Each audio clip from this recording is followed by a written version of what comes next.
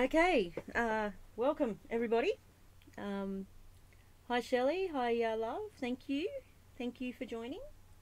I'm just going to get straight into the introduction. You're here on the Forbidden History Chronicles with NinjaCat 111 and Dezert-Owl from the Forbidden History series. Desert wrote this wonderful introduction, so I'll just read it. Hi Lynn, g'day, how's it going? Did you get the notification, just out of curiosity? Because I know they're playing up at the moment. Alright, I'll just read this. The signs of the times. In essence, Desert discusses the history of the world and how the unseen hand has been running it from the very beginning of time, who they are and how they have founded all of the first great civilizations that are found all around the world, about who the giants really were, the ancient Aryan caste and slave systems, the priesthoods, the anti-gravity V-manners, the earth-based misnomered UFOs, which are man-made, the control of all forms of communications, commerce, religion, mass media, pseudo-politics, etc. It is the grand deception that is used to control all of mankind, and all instituted through the three main religions of the world in particular, used as their grand cover. Their cyber code has been revealed to him because he has become adept within the study of the ancient alphabets, communications, symbolism, religion, custom, law, cosmology and mythology, not to mention the fallacy of today's political science and pseudoscience in particular. He can also define the true nature of their warfare, their shell game of bringing one civilization up for their temporary use and then taking it down for the next 500-year generational cycle, as symbolized by the classical phoenix. Desert can discuss the ultimate in mind control and ancient art and the financial control, the secret societies and their blood occult rituals, and how they wage all wars throughout all time through the nations that they have created, which are all imaginations, plantations and mere corporations.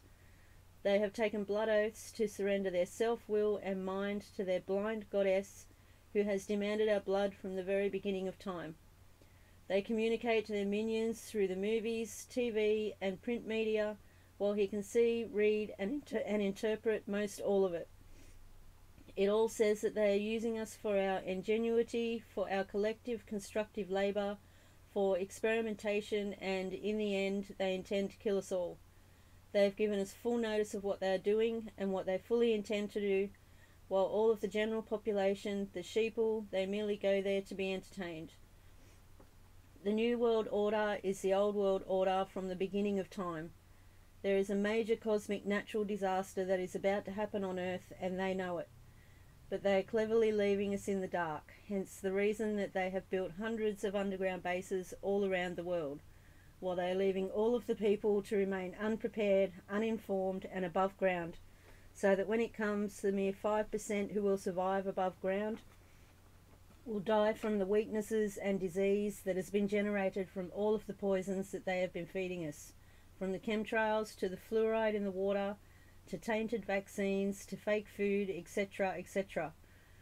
They have enslaved us all by the clever means of deception, because we, most all, are their cattle, chattel, property, and because they merely wanted to harness our labour, what they always needed, which is what backs most of the world's currency through the birth certificate. But they are all through, excuse me, they are all through with us now. Already going. Sorry guys. It is written in stone, as it can be seen written in the Georgia Guidestones. To know the truth is to be empowered and to be prepared. We may not be able to stop what has been done and what is about to happen, but the innocent and decent people on planet Earth deserve to know. And that was written by Dezert-Owl. Hi Desert, how's it going? In your part of the world? Are you on the bottom or I am on the bottom, Ninja? Not real sure anymore. Desert? It's a bottomless pit. Yeah, we'll just Okay. go with that. It's all surface So it doesn't matter what side you're on. It's the bottomless. See, people got the wrong picture of the bottomless pit. They thought it was some smoking pit somewhere, where the ancient watchers fell and are being held, but they're being held down here in chains forever. And since they're not going home, they're not letting us go home. That's their prime objective is to deceive us. And so pit is a seed. So the earth is just like it brings forth seeds of all creation, of all the things that we see every day. A seed brings it forth. And so this is the bottomless pit. Pit is at the center of like an avocado or a peach. You got the pit. And so pit means pithy. It's round and it's got some cavities going in it too, because it's what do you want to say? Like Swiss cheese in a way. It's got pithy. And so it's not just like the cosmos itself is a bottomless pit. Which way is up, which way is down, where's the end? There's no defining that, is there? No. You made me think of something while you were talking, Desert, already. The story, we'll say the story of the bottomless pit. How they've made the world believe that there is a bottomless pit underneath us, and they're all trapped in there. Which is hell. Well, hell is the grave, you see, but the earth is the bottomless pit. The cosmos is the bottomless pit. So we got two bottomless pits. One's an inversion, and one's an external version. The opposite of the other. So internal. I haven't finished though. I'm sorry. You're having too much fun, Ninja. You're gonna have to stop that. You know that. I know. I have more fun when I'm overtired, I think, does it? My nickname is Loopy Ninja, just so you know. Anyway. Hell underneath us, and like they say, it's hot, it's fire. And I can just see what they've done there. Like they've made us fear. They've made us fear that, and that's part of us, because underneath us is the essence of what we are. They've made us fear that. Do you see where I'm going with that? Yeah. Well, we're a product of the earth, but that's our biological nature, not our etheric nature. The etheric nature is actually spirit. And actually, I got the answer to what we were talking about on our last conversation. Remember, we tried to talk about what we were in essence. And I just said the essence of what we are. Wow. Right, and we said, okay, we're not the body, but we're not the mind either, because the mind is the battleground where we fight, and struggle, and because we even fool ourselves at times. We trick ourselves so we can be our worst enemy in this struggle. So the serpent that we're wrestling with is the self. But I just this morning was rereading one of the definitions in the dictionary of all scriptures and myths, and in there on the image of God, under a big definition on the image of God, I read that a couple weeks ago, I think, but I was reading it for myself again, and right in there, one of the statements was in regard to the soul. It says it is the makeup of the breath of Yahweh. You see, so we are the breath. That is the essence of what we are. We are the breath of the one who breathed and said, "Let there be light," and then all creation. That was the first maximum of creation. Let there be light, and after that, everything else came. And so we are a product of that breath. We're a product of the breath of the one who made the entire cosmos. And so we can't touch it, we can't see it, but yet it is what we are, the essence. And so our conscience is what goes along for the ride. And so it is about having a pure conscience, as has been well established within our scriptures. It is the answer. It says that it's Our soul novation comes not as the answer, not the putting away of the filth of the flesh, but it is the answer of a pure conscience. Okay, the putting away of the filth of the flesh is the action. But what saves us is knowing that we can stand before our Redeemer and not feel guilt within our lives because we have put away the thing that offends. That is the prime objective within this walk. We have to conquer the self, conquer the ego, conquer the imbalance of improper the desires for the things of this world.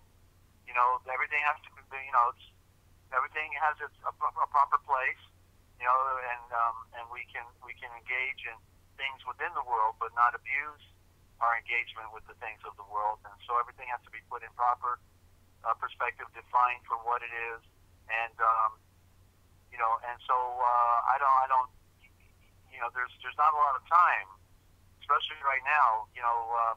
We did a lot of activities when we were younger, and enjoyed the pleasures of life and the activities. But really, the way it is right now, we know that we're on death's door with the genocide program that is well underway within our world. They've destroyed the ozone layers, so there's no time, for extracurricular activities. I donate all my time to study, and I'm still trying to conquer the final bit of me, to have me gone and to put on the great light of Yeshua. That's it. Like Paul said, in him there was no good thing, but other than Yeshua himself. He counted all things that he knew to be worthless in order to win the knowledge of Yeshua. So we're in a great quagmire, in a great mystery. We're here. We have to come to terms with it. There ain't no getting out of it. So we have to come to terms with it. Otherwise, we're going to be unhappy campers when we meet our mortal passing, and we didn't meet the mark. Very few are going to do that. So it's great work on it. So your breath. Wow, Desert. Just wow. Not kidding. Last night before I went to sleep, I asked for guidance and answers and help with becoming pure, and I just got my answer. Because I'm always worrying that I'm not going to make it because I came in so late and I'm not familiar with scripture.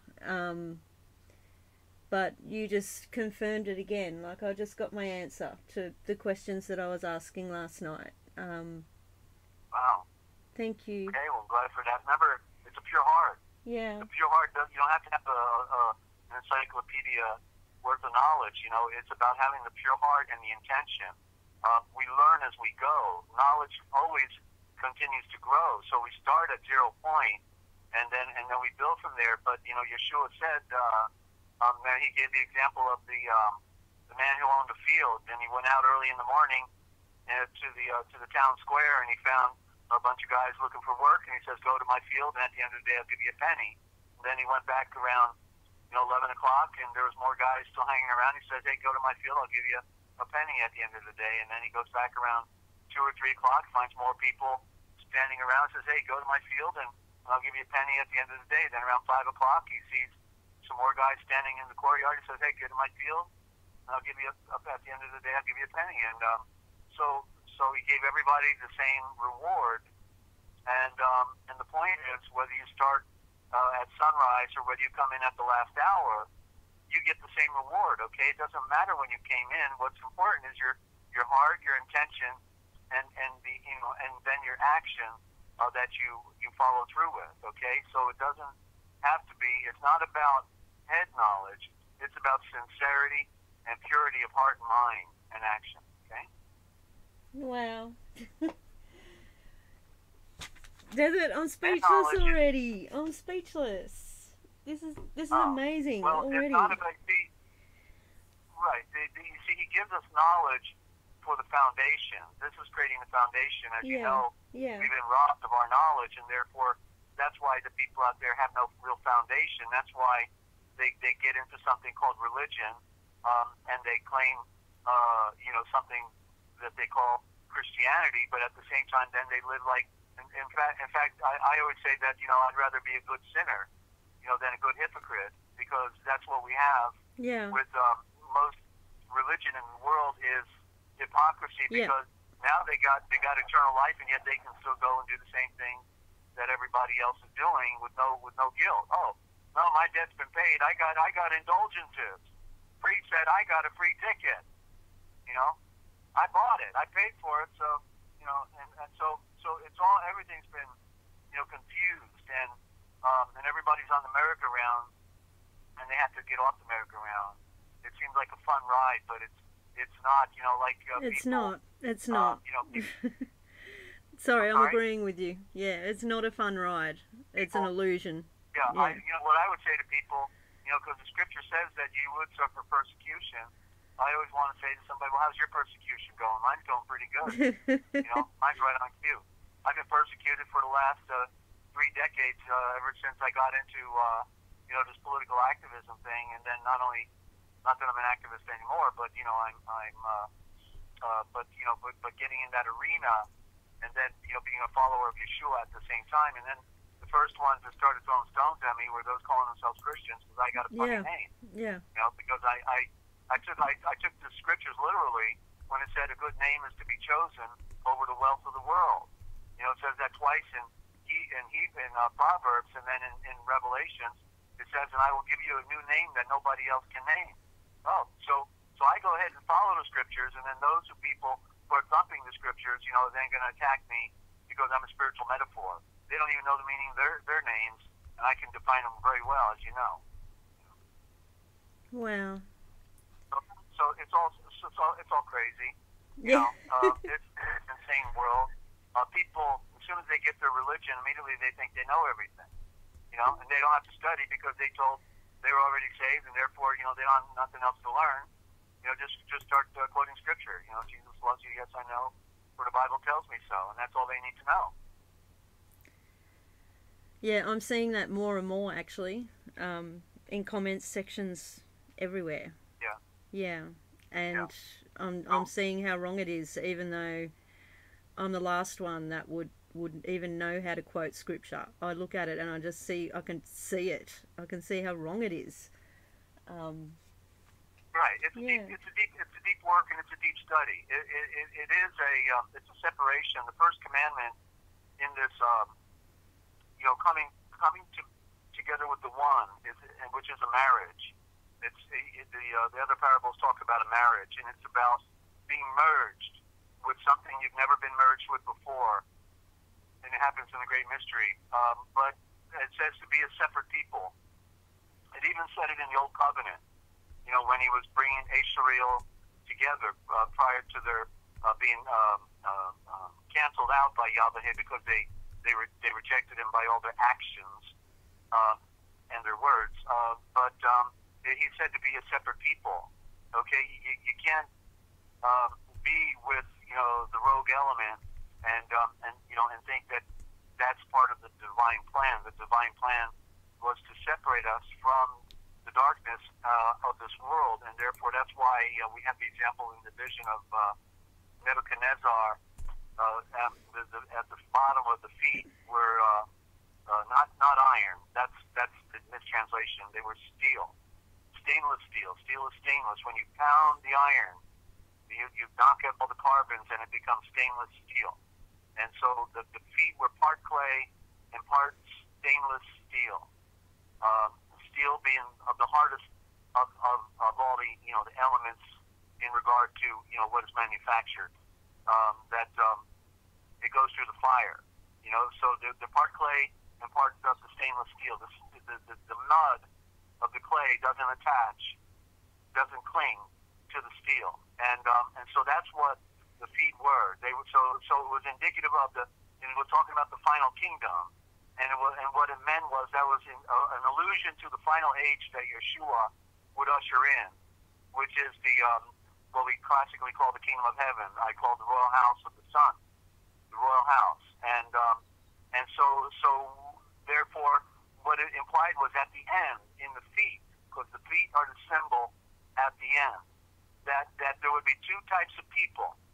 One of them would be the stainless steel, and that in other words, tempered in the fire, tried by the fire, and gone through the water, because tempered steel also goes through the water, right? That's when it becomes tempered, when it goes to the fire and the water. Okay. And that's what we do as spiritual beings. And the other would be as the clay of the earth, the dirt. Okay, so there's two types of creations here. The earth is still spinning today because there are indeed people that want to serve him, and he wants to harvest them, to bring them out of the fire of this dark world into the great light of his purified seed, Yeshua. So it's a dichotomy. There's the world of darkness and the world of light, both here. We see it every day. Yeah. Night and day, night and day. Telling us, right? Yeah. It's telling us a story. But we've been deceived, by a very crafty organization. It said that in fact they deceived the entire world in Revelation. The beast system deceived the entire world, and so I'm reading out of a book called the Book of Yahweh, but Yahweh is the correct saying it. There's no W, it's a V, but Yahweh, the Yahweh's Bible, fragments from the primitive document of 7 early books of the Old Testament by an unknown genius of the 9th century. They say the guy's a genius, but in spite of that, that's putting a lot on. Well, I think he didn't claim it, and somebody else said he was a genius. They were pretty impressed with the work. But basically what he did is he had a copy. I'm sorry? I'm sorry, I almost got carried away with my giggles. Carry on. That's all right. So basically he had a copy of the some older of the text, the Yahwistic text, and remember how I used to say on my programming that in order to get to the truth, we got to get through all the lies. Once you get through all the lies, it's easier to see the truth. And so I read the forward in this, and it's pretty interesting because it's always great to have somebody back you up in something you've been saying to everybody else, and so I got some backup here, and so let me just go ahead and read a little bit of the forward in this book. Then the rest of it is scripture, and it's been helping me with the transliteration project, of course. So that he says afterward he was talking about. Okay, I'll just read it. I'll read into it. Okay, so at this time, before the religion had assimilated its elaborate ritual, assumed its elaborate ritual, men were on terms of closer intimacy with the deity, and our author and does not hesitate to use the personal name of Yahweh. Here it says Yahweh, the tribal god of the the Hebrews, as freely as Christians use the name Jesus today. They refer to him as Yahweh. His quaint and picturesque document was written centuries before the Pentateuch. His quaint and picturesque document was written centuries before the Pentateuch. That means the 5 books of Moses, what they call the 5 books of Moses. Never written by Moses. I can explain on that. Okay. Then afterwards, about 400 BC, that's after the Babylonian exile, okay? After the Babylonian exile, after about 400 BC, came the priestly interpolations, the Elohist scripture, the book of the priests, and Deuteronomy. The whole forming of the first, he says he's using the term Jewish Bible, but of course the word Jew didn't exist yet. So we call it the Judean priesthood Bible, known as the Torah or the Pentateuch. Then the next paragraph, the book of the priest, he puts that in quotes. Book of the priest, chiefly laws, rituals, genealogies, and editorial comments written after the captivity, was evidently deeply influenced by the culture and the gorgeous ritual of the Babylonian religion. And the one thing he doesn't mention here is that basically what we received in Judaism is, in essence, Talmudism, Babylonian Masonic Talmudism.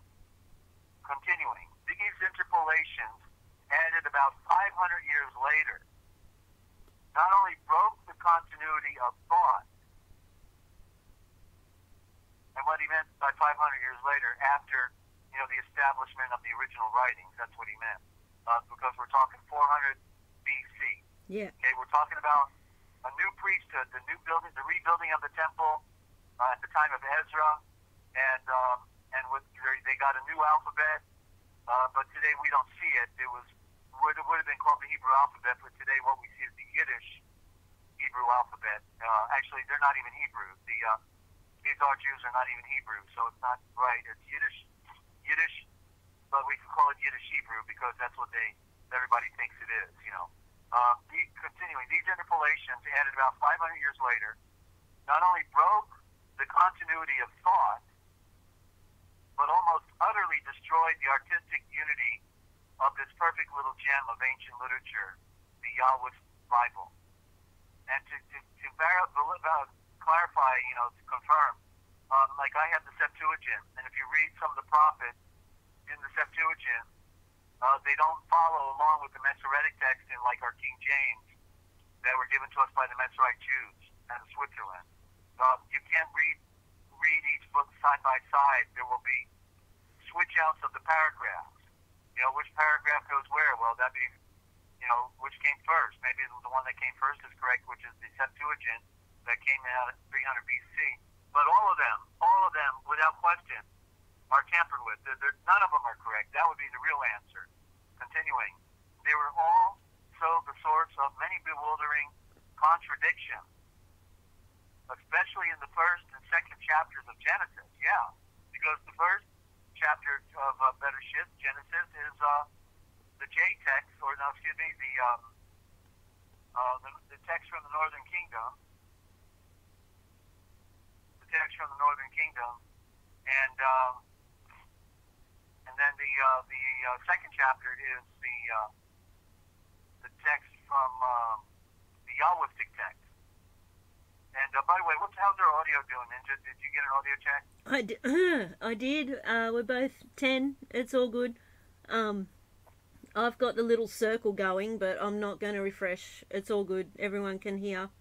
And okay. I just want to welcome everybody. Who haven't I spoken to yet? Melissa, That Way, and Quantum Entanglement in Magnetic Services just arrived and said audio okay. And I love that channel name. Yeah, so g'day to everybody. Yeah. Okay, well, in other words, we got the same setup. We're still good on our setup with that. Yeah. I'm going to put out some information here, and I just want to make sure we're getting good quality. So we're balanced. If anybody listening, just make sure that Ninja and I are balanced, because I know it's going to be a drag to go up and down on the audio. Okay, so it's all good. Do that. So yeah, good. Okay, so continuing, the explanation of these violent contrasts is very simple. The first chapter of Genesis was written by the Yahweh's prophets, but not by the Yahweh's prophets, but by the what he's calling here Jewish priests, the Judeans. Those were the ones following the Babylonian Talmud, and placed by them before the first chapter of the Yahweh's Bible as a prevailing belief of the people when the Pentateuch Torah was compiled in the days after the Babylonian captivity. So the good news is this: even though the scripture, those texts have been corrupted, and they are, and I'm working on the first drafts right now of the transliteration. I hope to do very soon. The truth is still there. They just change out the words. Yeah. But they can be back engineered by knowing the Indo-Germanic. That's been the key. That has really opened them up to me. It's been a lifetime of study, but now I'm seeing it so clearly. One example is in the where it said, and I'm trying to think of where I should go. Before I go into the revelation of what I'm doing with that work, I want to give a little bit more of the lies. Let's go get the lies out first. Then they'll be more appreciated for the, the true aspects. Let me just make sure I got everything out of here. Continuing a little bit more, the Jewish priests in this book, the Jewish priests particularly wished to counteract the ancient belief of the common people in the creation of Adam, the creation of Eve from a rib of Adam. So they wanted to, it may be, and rib, of course, there could be more to this story within the words. I've not looked deep enough into it yet, but because a V doesn't exist in the Hebrew or the Aramaic, it's a V, and therefore there's, still more that can be said about it. A riv is just like the river, something that flows. And let me see, going down further. Okay, that's enough on that introduction. So I just wanted to get that out, and then I'm going to go into. I'm going to show some pretty good examples here. I'm in Asimov's Guide to the Bible again. A Jew that came out, does nothing but write books, and he likes to talk. So I figured, well, he's got something to say then, being an insider.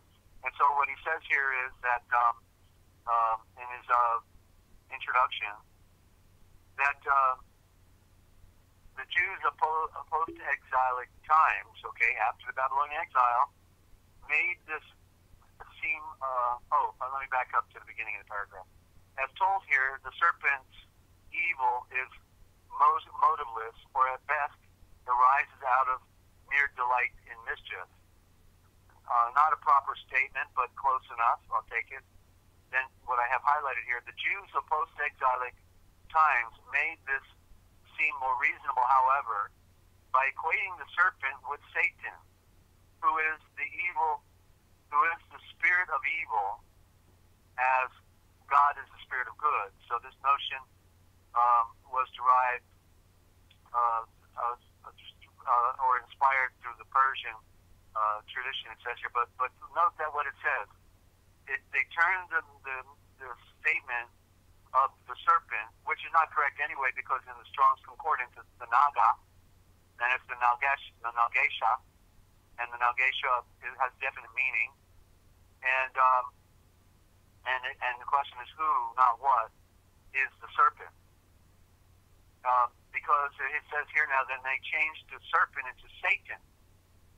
Serpent, small s, into Satan, capital S. Interesting switch out, you see, and that happened as well after the Babylonian exile, when the Babylonian Talmud comes back. And so now I'm going to go to another page. I got tagged here. Okay. Yeah. So Satan was conceived of, but never viewed as independent, and Satan is considered to be surely a creation of God, as man himself is. See, now he's given a clue. Now he just gave a clue because he said, yeah. Satan is considered to be as surely a creation of God as man is himself. Yeah. Now, what have I been saying about the serpent? Who is the serpent? The flesh. The flesh. The shirt pan. You put your shirt and pants on, you're dressed in the serpent. The word put an S in front of naked, and you get snaked. How did we come into the world? We wiggled our way up the birthing canal, right? As little serpents, right? Yep. Yeah. Okay. Yep. So yep. you see, I'm following. So, yep. so he's both, and he's telling it here. So it's a double speak. Listen again. Satan is considered. He says considered. The question would be, in our book of Genesis, did it ever mention the creation of Satan? No. Did it ever mention the creation of the serpent? The Naga, because it's not a serpent, it's a Naga. And the question is, what is the Naga? You see. So never does it mention the creation of invisible creatures, and never mention the creation of invisible creatures on all the 6 days of creation, right? You know that? I know that. I know that now. Yep. All right. So Satan was never created on day 1, 2, 3, 4, 5, or 6. But then after all creation is here, our scriptures is lying, because it says that the serpent was tempting Eve. Even her name's not right. They only gave us half the name. The other half is in the Strong's Concordance. It's the Kai. It says Kai, but it's correctly K, Chay or Kay. So the truth is that man is the serpent. It is the flesh, but the naga. What does naga mean? Means that it's the nagash. The nagash. You can hear the word in the word gash, the geisha, but you hear the word gas in there. Now, when you go to a fuel pump to put gasoline in your car, they call that a gas pump, right? Over in the States, yes, they do. Oh, they don't there, huh? We have petrol. Okay. We have petrol. It's a fuel pump. Oh, you have petrol, okay. Yeah. Right. Same. Same. And Yeah. so you can see in the word nagesha, the word gas, and you pull the handle out, you got this long hose, and it looks like the serpent. It's the gasha. It's the gasoline. And so they're playing on it. You see, they're playing with the word in our face. Wow. It's the nagash, the gas that came down. Nagesha means that which came down. The power that came down. The power is in the gasoline that you pump down into your automobile through the nagash. The gas, So fuel is the same. Like we call it fuel over here. Yeah. Well, we called our diesel fuel when I drove 18-wheeler, but the automobile was gasoline versus diesel. Oh, it's petrol. Petrol fuel. That's Yeah. Now here's interesting. Because you remember I shared that with you that the other day. Satan is not mentioned as such in any of the books of our scriptures. Not mentioned in any of the books of our Old Testament. Of the Old Covenant, before First Chronicles, and First Chronicles is the end of the book. It's the end, and it was slipped in. It was slipped in because the word was not Satan; it's adversary, and it said that the adversary. I had. Let me pull that back up. I can do that because this is too important. Because we've been deceived by very clever means. Here it is. In First Chronicles chapter 21, verse 1. And Desert, and, one second. says, Desert, sorry, 1 second, just before you get into it. The stream has gone orange. I'm just checking. Guys, can you still hear us? Yeah, orange should be okay. Yeah, red won't hurt. There's a delay, so I haven't seen anyone mention anything yet. Okay, well, I'll keep going, and then you'll get a confirmation in the meantime, okay? Okay. So what it says is an adversary rose up against Israel and incited David to make a conscription of all the people of Israel. Okay, but what they did is they took out the word adversary. They said, then Satan rose up against Israel and incited David to make a conscription of Israel. You see? So the word adversary was the enemy, the people in the neighboring nations that were rising up, but instead they call them now a Satan, you see? So it's a purely manufactured term, and so it's being used for adversary, it's being used for serpent, and it's being used to create confusion within our minds, you see? Because they don't want us to understand that man is the problem. Man is the one who's always playing the game on us, you see? Right? Yes, exactly. Okay. So anyway, continuing, and then Asimov says, I'm looking at my notes, but it's the same trick they use with the word devil, and the word devil comes from Divas out of India. Yeah. Oh, okay. Yeah, I never saw never saw that connection. Yeah, never saw it. Yeah. Yeah, and so it means the spirit. They call them the good spirits in India, but my claim is all the spirits that come out of India are bad because they're the ones secretly running our world with the ancient Aryan Brahmin priesthood. The word diva reaches us not through Persian but through Sanskrit, and therefore retains its godlike aspect. From it, we get the Greek dios and the Latin deus, and the French dieu, all meaning God, whatever that God they're talking about. as well as our English divine. So divine is the diva, and that's why I moved back to the original in the Indo-Germanic. The D changes to a T, and you get the Travain. The Travain love. The Travain. Tre is the word for tree, like the tree of life, or the tree outside your door. And the tray for the tree, the three. You see the word three is there. That's sun, earth, and moon, and it's all on the tray of life. The tree of life, the tray of life, the three of life, sun, earth, and moon. You can't have life without sun, earth, and moon. That's the primary aspect within our creation. So I'm just sharing a little bit of that cosmology with you. Okay, and so now we're gonna kind of like go into some of my notes here, which are the lies. I just wrote them down before the program because I'm sick of it. You know, Yeah. I'm sick of these Jewish bankers working for the Vatican, the ancient Aryan Brahmin priesthood, the Hindu. You know, it stinks. You know, because they've denied us the ability to transcend. They've taken over our scriptures, and the only way we're going to be set free is to be able to see and read it for ourselves. And nobody's going to give it to you in school or university or on the Jewish news media or any politician. Nobody's going to give it to you unless you can get down on your knees and fast for days and weeks at a time, like I did in my early days when I had a lot of good energy. You know, a lot of it came to me then. The foundation of all this came to me, and then it was just a building process of continually, asking for help of the Father and continuing to read and collecting different translations of the scriptures, and then figuring out the racket. You know, once you have enough to compare with, then it begins to open up. You know, so the bottom line is this. You know how they talk about the Hebrew. You know, they're always bragging about the Hebrew Old Testament. You know, was done in Hebrew. Well, guess what? The truth is, the Old Testament never was in Hebrew.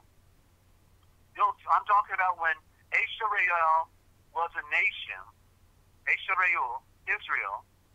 I'm talking pre-730 BC, because that's when Israel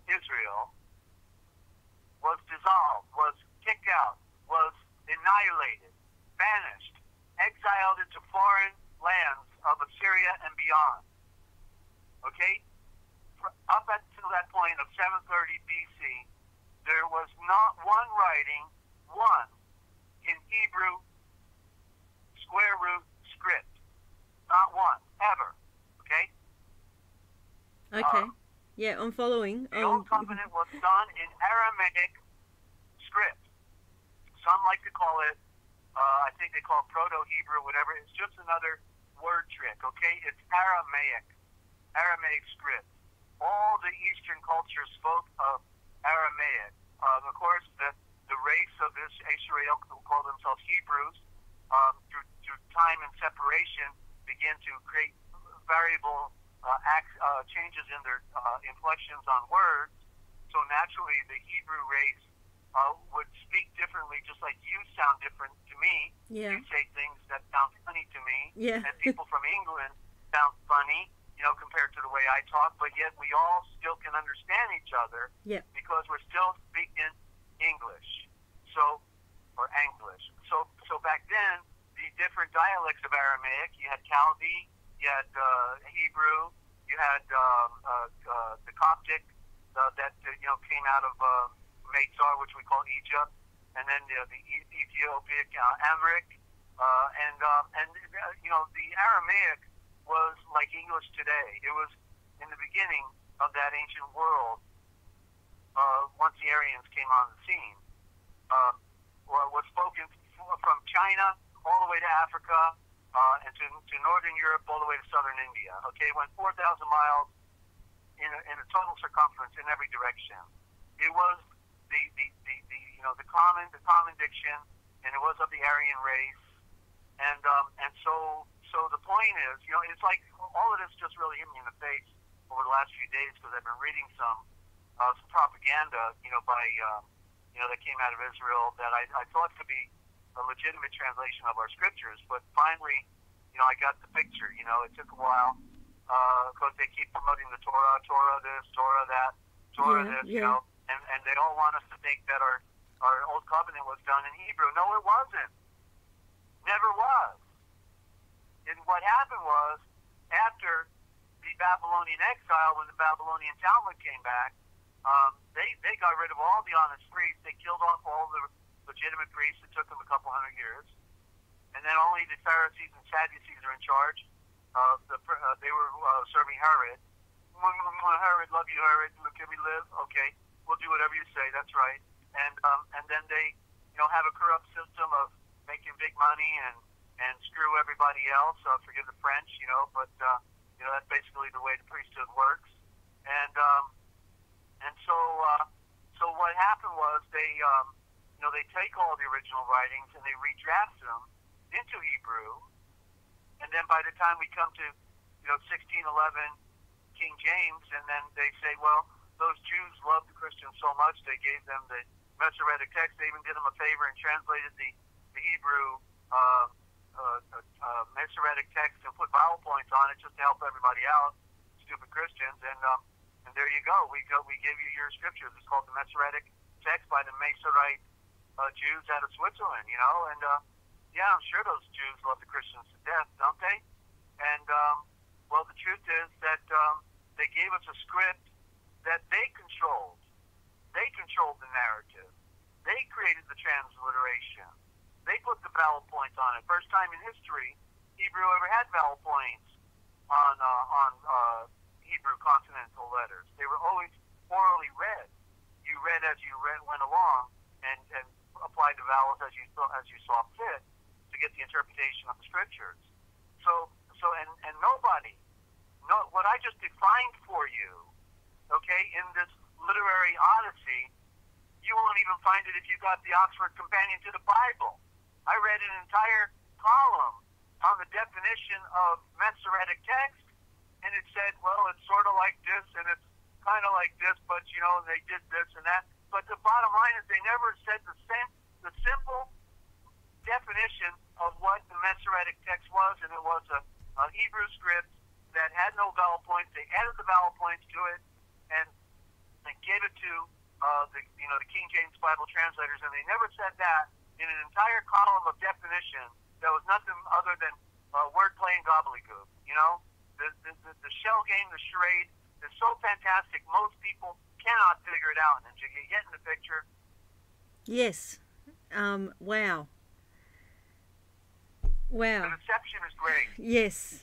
The Vatican is using the Jews and Jewish banking for their to blind the people, with their the victim, the victim state, they're the poor Jews and all this stuff, when they're the ones committing all the crimes on our planet. Yeah. Yeah. They're not even Hebrews. Not even Hebrews. They're Khazarian Jews. They killed off the rest of the Sephardic, the Ashkenazi during World War II. Got all the Sephardic into the prison camps. That's what they did. They got any legitimate remnant of Israel that were in the diaspora, the dispersion. They made sure they were the ones who were annihilated in the prison camps, and then that was the way to get rid of the original Israel. And then they jump in as the surplanter to pretend Israel, and it's a great switch out, But they're Khazars. Anybody wants to know the story of the Khazarian Jews? Just get the 13th Tribe by Arthur Kessler. It's a fantastic read, and these Khazarians from the foothills of the Caucasus Mountains near the Black and Caspian Sea were some of the most disgusting remnants of the Aryan nation that ever lived on the planet. They all migrated into Turkey and Western Europe and Poland and Germany and Scandinavia, and it became the banking elite for the Vatican. They obviously were made an offer through the Hindustan to follow the Babylonian Talmud, pretend to be following the Hebrew Bible, and but that's just the front. That's the bib L. The bib L is the bib is the covering. You see, you put a bib on a baby. That's the covering. The Bible is the covering of what they're really following. That's the Babylonian Talmud. If they really cared about the remnants of the true Israel. Then they would tell us where the real Mount Sinai is in Arabia. They'd acknowledge it publicly. They'd let us know that Ron White discovered the real Ark of the Covenant underneath the very spot where Yeshua was crucified, 25 feet below the ground, where the earth cracked during the earthquake and the blood came down after he was pierced with the sword. They'd tell us the real location of Noah's Ark right there in southeastern Turkey. They'd tell us, the real Red Sea crossing, which is the Sea of Aqaba, right there, at the, going into Arabia. So, it's all an open secret. That's what's amazing.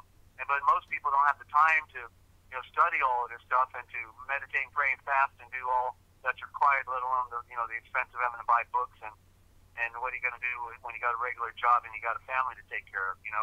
It's near impossible when the lies are so great. Yeah. And that's the only reason why Yeshua has given me this ability to see. I'm not worthy of it, and I'm not smart enough either. He put me on the right place at the right time. Gave me a sincere desire to want to know truth. I wanted it for myself and for my daughter. That was my ambition, my selfish ambition. To save my worthless hide and to provide eternal life for my daughter, because I knew the lies and deceptions were so great. I saw how inferior I was in this world, and he put me on the ultimate, spiritual journey.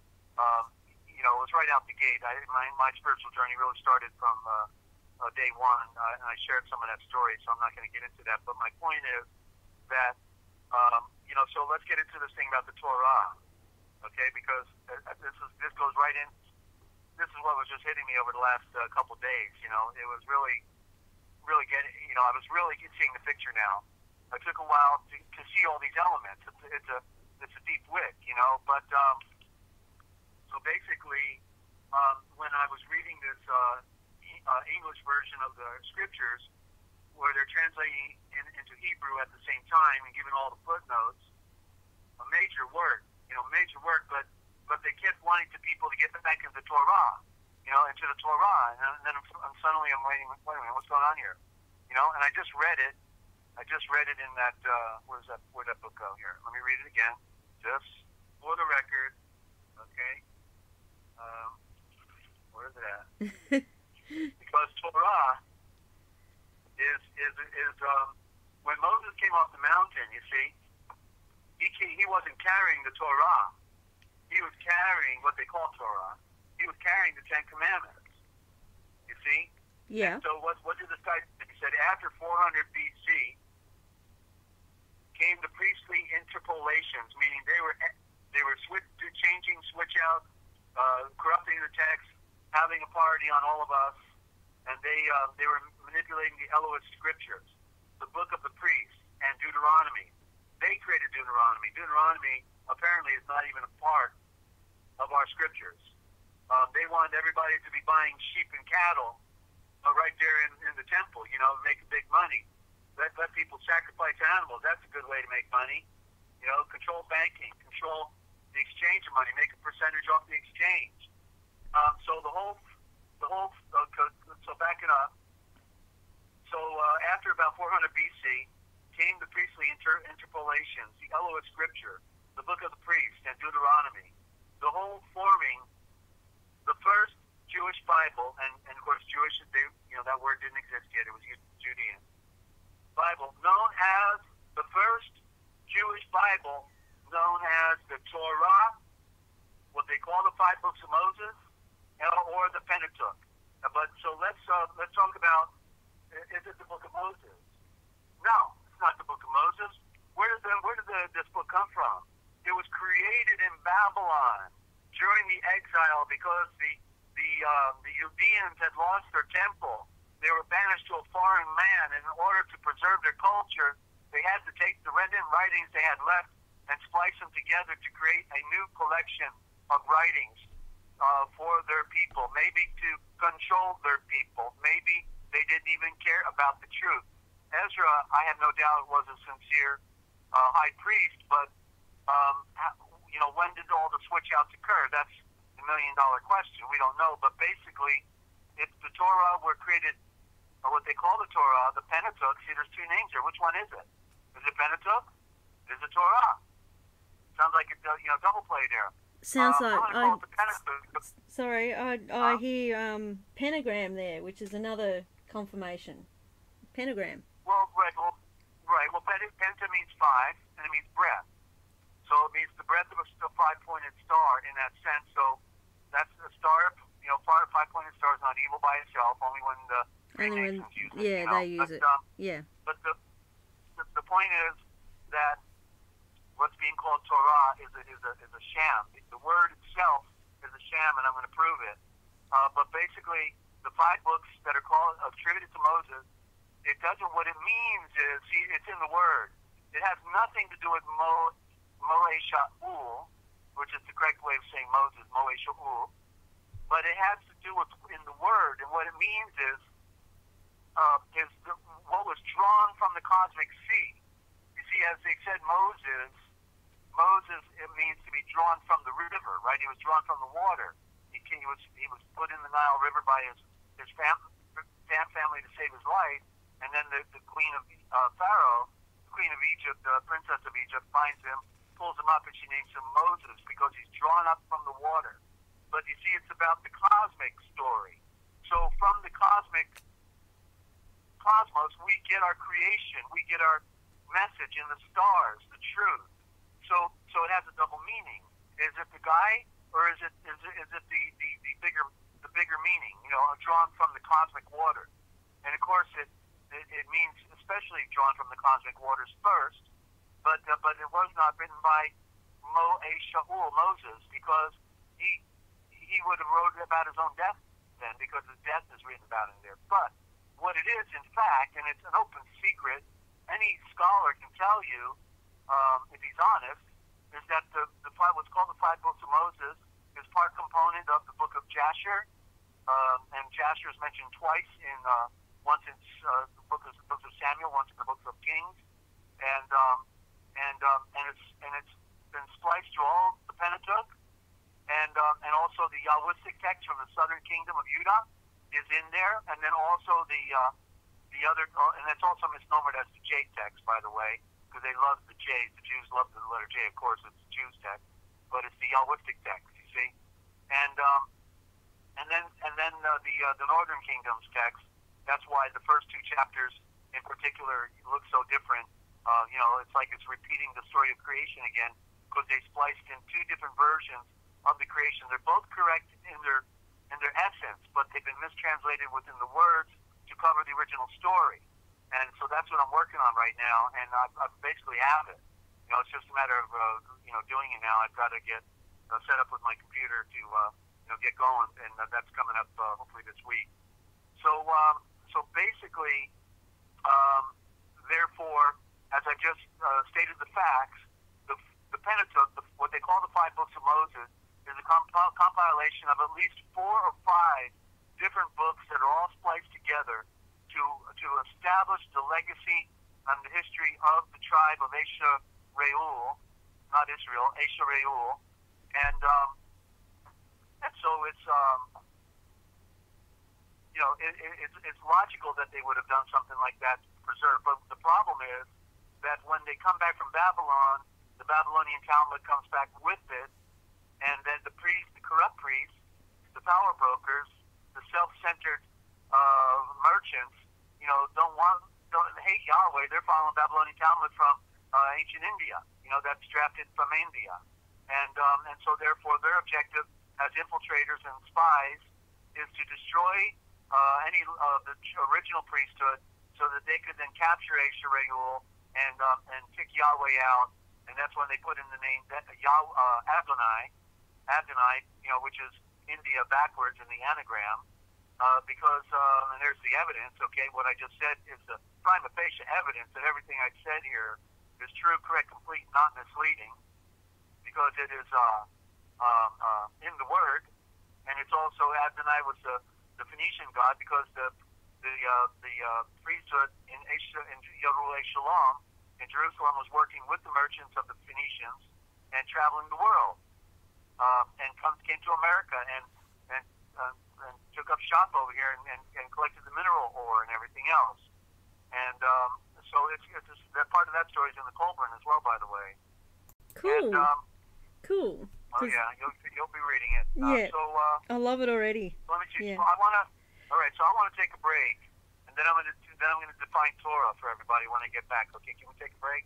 Yes, we can. I was waiting for you to say that. As engrossed as I am in what you're saying, yeah, I need to go get another cup of coffee. Right. Yeah, amazing though, absolutely amazing. Desert, I didn't expect all of this today, so amazing.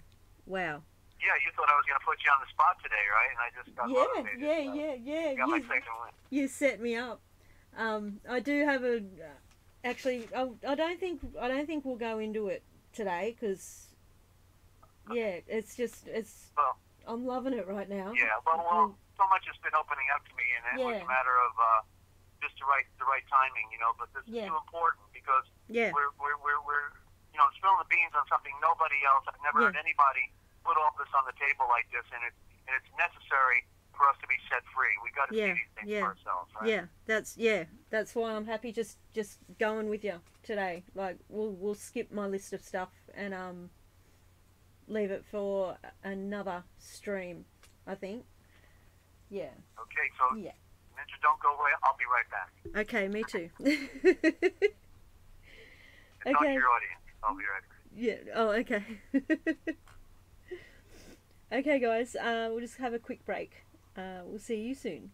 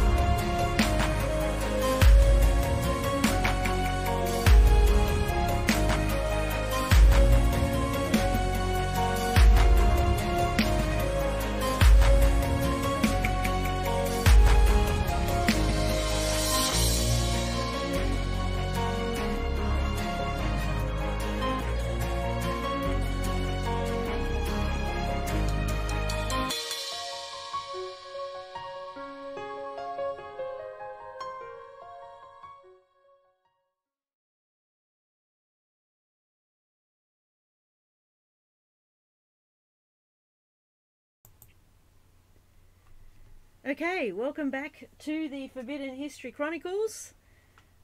You're here with NinjaCat 111 and Dezert-Owl from the Forbidden History series. If you're finding it, everyone in the chat at the moment, I know you guys are following fine, but for any newcomers, if it's a bit hard to get a grasp of, go to, all the links are in my description. Go to Desert's channel, the Forbidden History series, back to the beginning, June 21st last year, 2018, and it's all there. Desert walks you through the code, and it just helps make it clearer if you see and read it for yourself. Yeah, Love also does readings on the live streams, and it's just amazing, and it does help to understand a lot better.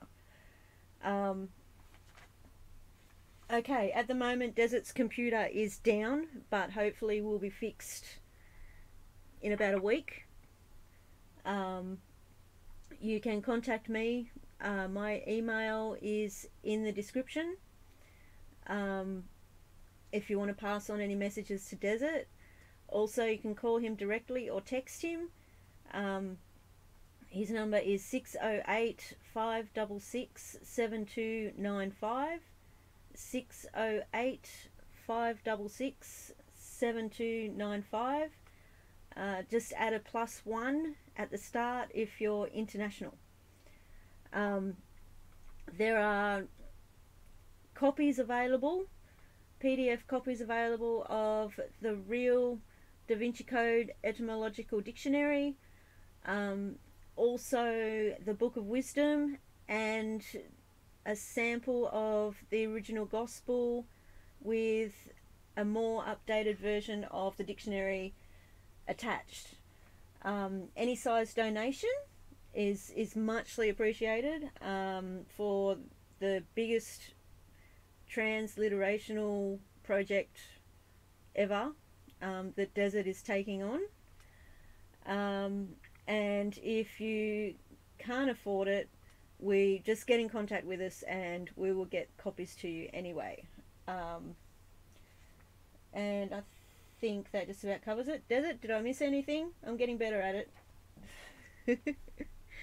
Practice. Well, I think you got everything. Then thank you. And the phone number, if anybody wants to do an interview, 608-566-7295. That's 608-566-7295.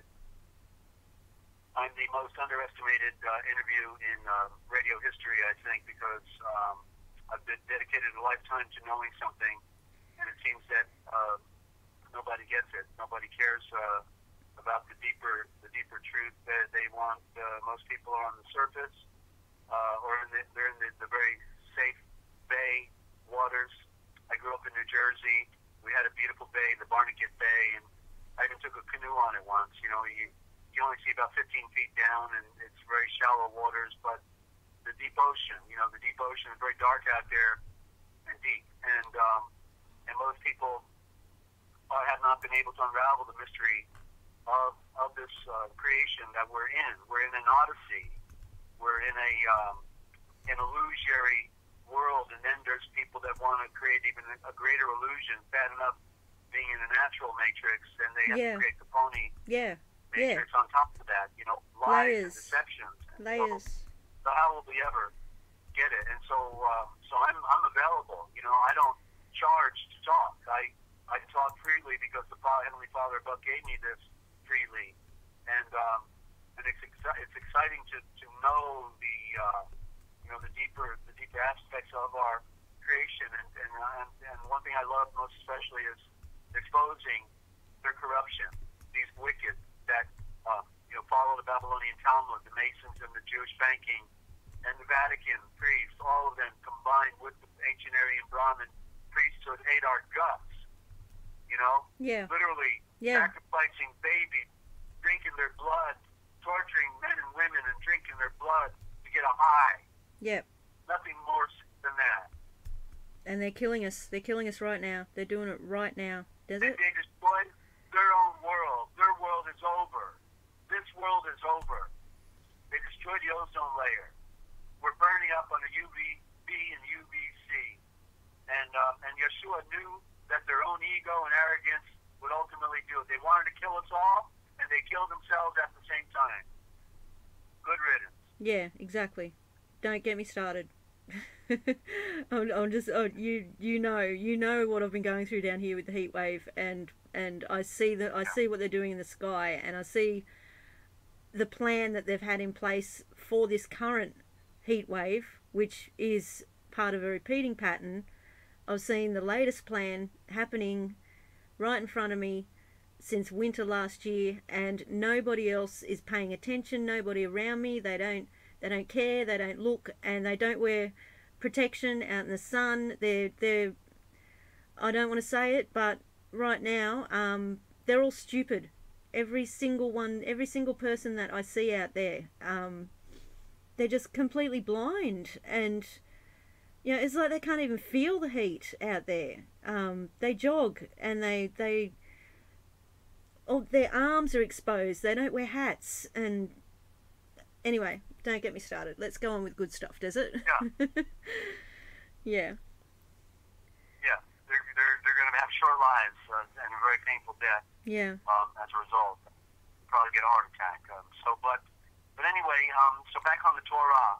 Yeah. This will be the first time I've ever presented the charade of the Torah, and because it's unless we know the full history, which has been forbidden to us. That's why we're on the forbidden history here.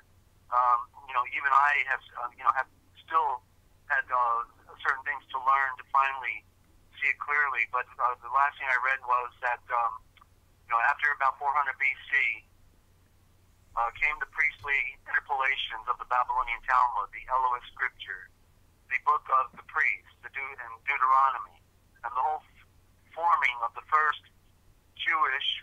And today that would be a correct term. It is the Jewish Bible. Today it is. That the term didn't exist 2,000 years ago. The word Jew just came into existence about 1,000 years ago.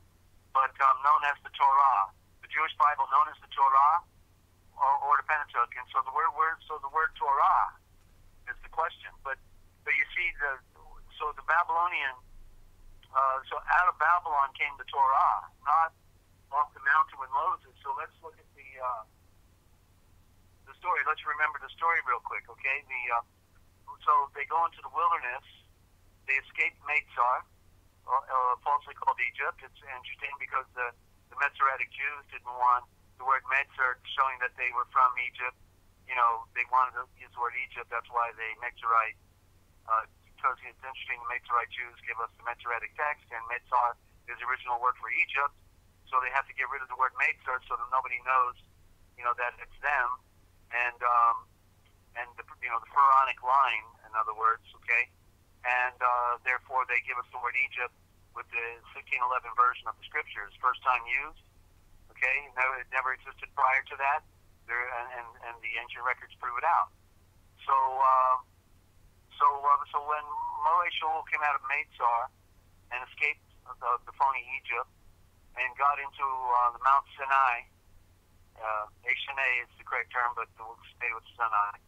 And when he came off the mountain with the ten, what they call the Ten Commandments, it says that his face shone, and when it shone, it meant it shone like the sun. The head of Moshe Shaul. That's why they call the head your soul, because the head is your soul. It is a power center, just like the sun, only on a microcosm in contrast with the macrocosm.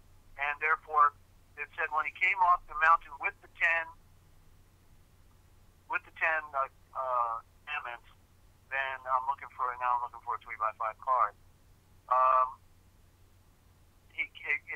It said that out of his head came Quran, and the Quran means rays of light. And so projecting from his face, his fascia that was shining like the sun, came 10 projections, 10 rays beams of light projecting out. Can you imagine, the image that must have been with him walking off the mountain holding the two tablets in his hands? And what it meant was these were called zares. Zares. The Quran were the powers of a star, the rays of light. And so while he's walking down, carrying tablets that are written by the finger of the great Dolopain, he's got 10 rays of projection coming from the sun of his face.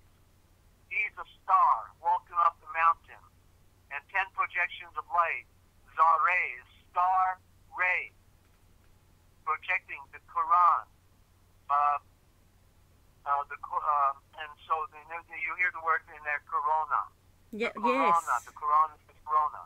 Yes. And it's the light projections. Thank you, and, Yeah. And another term, Yeah, I just wrote it. Huh? Yeah, I just wrote it in the chat. That? Yeah. Okay, good. Yeah. And so the zare, and so literally, the zare means the royal eye of power of thunder and lightning. The royal eye and power of thunder and lightning. That's the zare. So when he's coming off with the zares, the rays of a star. And what are the rays of a star? It is the written law. The written law are the rays of a star. Okay? Wow. And yeah.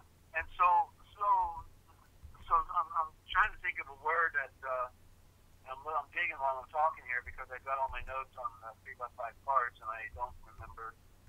Oh, here we go. I think I'm getting there. Hang on. Okay, I'll just Okay. whistle. Yeah. Well, okay, the zare. So in other words, I'm having a senior moment, so just hang in there with me for a moment. Yeah, that's cool. That's yeah. cool. I was having my senior moment earlier. So the written law. Yeah. I'm sorry, did I interrupt you? Oh no, I was just joking with you. I was having my senior moment at the start of the program, so okay. yeah. So the zare. So when we're talking about the zares are the rays of light. He gave them something that they could live by. Okay. And if they could live by them, then they could go back to the light. You see, the light came down, the rays of light came down to save the people. And if they could live by them, then they could live. And so it was pretty basic. Pretty basic. I don't have them in front of me, but don't use the name of the great Father in vain. Love your mother and father. And it also implied then the great Father as well, the great Mother, Father, male, female of creation, the Virgin Light, and the great Spirit behind it, the Father Spirit. And so that these rays were rays of light for life. And so they were following the 10 commandments, what I call more correctly the 10, because the word command, they were the mandates. If you live by these mandates, or what are also could be called judgments, the 10 judgments, then you could live. It was real simple. 10 legislated rays of light. The 10. This is what I was trying to think of. The 10 projections coming from his head were examples of the 10. These were the 10 rays of light. That's what I wanted to say. Yeah. Wow. 10 rays of light. If you live by them, you will live. Yeah. You see? Okay? Because it's about honor. Never hurting your neighbor. Not coveting what your neighbor has or your neighbor's wife. Not, to never bear false witness. To honor the great one who made all things. All these are basic. You see, they're basic. But what Yeshua was pointing out to us was when he was talking to the Judeans and to the last remnant of Israel, if any of them really were anymore, because it was all decimated. He was saying, well, when Moshe came down, he gave you, the writing that was written in stone, but it has always been written on your heart. And so instead of it being written in stone, it's already was written on our heart. You see? Yeah. But they couldn't see it. couldn't get it. So he had to write it in stone so that it could be preserved throughout their legacy on earth. But yet they rejected it anyway. They rejected, after all those miracles, all the great signs and wonders, they rejected him. And so in 730 BC, then Israel was officially annihilated, and it's all throughout the scriptures. I don't even have to point it out here. Anybody read the scriptures, go into it. You'll see it over and over. Fenton has the most important translation because he puts the dates next to all the chapters, and you don't miss it. And so then Judah was left, and then Judah goes, to Babylon, and so and of course if Israel had returned, because Samaria, was the rest of it where Israel lived until they were banished in 730 BC, then the people in the priesthood in Judah would not have hated the Samaritans, because the people in Samaria originally were Israel. But because Israel is gone, that's why they hated the Samaritans, right? You know the story, the woman at the well, right? Says, "What are you doing talking to me, Jesus?" Yeah. Yeshua. Yep. The Judeans had nothing to do with Samaritans. Whoa. Well, let's see, that was Israel. That was the original landscape of Israel. That makes so and much that's evidence sense. and proof that they were gone. Yeah. They were no more. And even the priesthood was no more in Judah. So it was all a surplanter, all a false, illusory creation. And so what came back from Babylon, because you see, all they had to do was to follow the 10 judgments, the 10 rays of light that could give them life. And if they do those things, they would live in it. And so they didn't have need for sacrifice.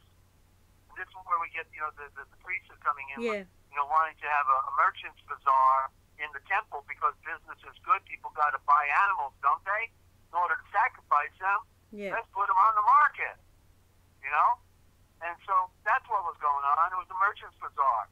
And so instead, what we have been coming back from Babylon is essentially all we're talking about is the written law. That's all it comes down to. They were following the written law, but we don't need to follow a written, legislated 10 Commandments because we're already willing to do everything within Yeshua.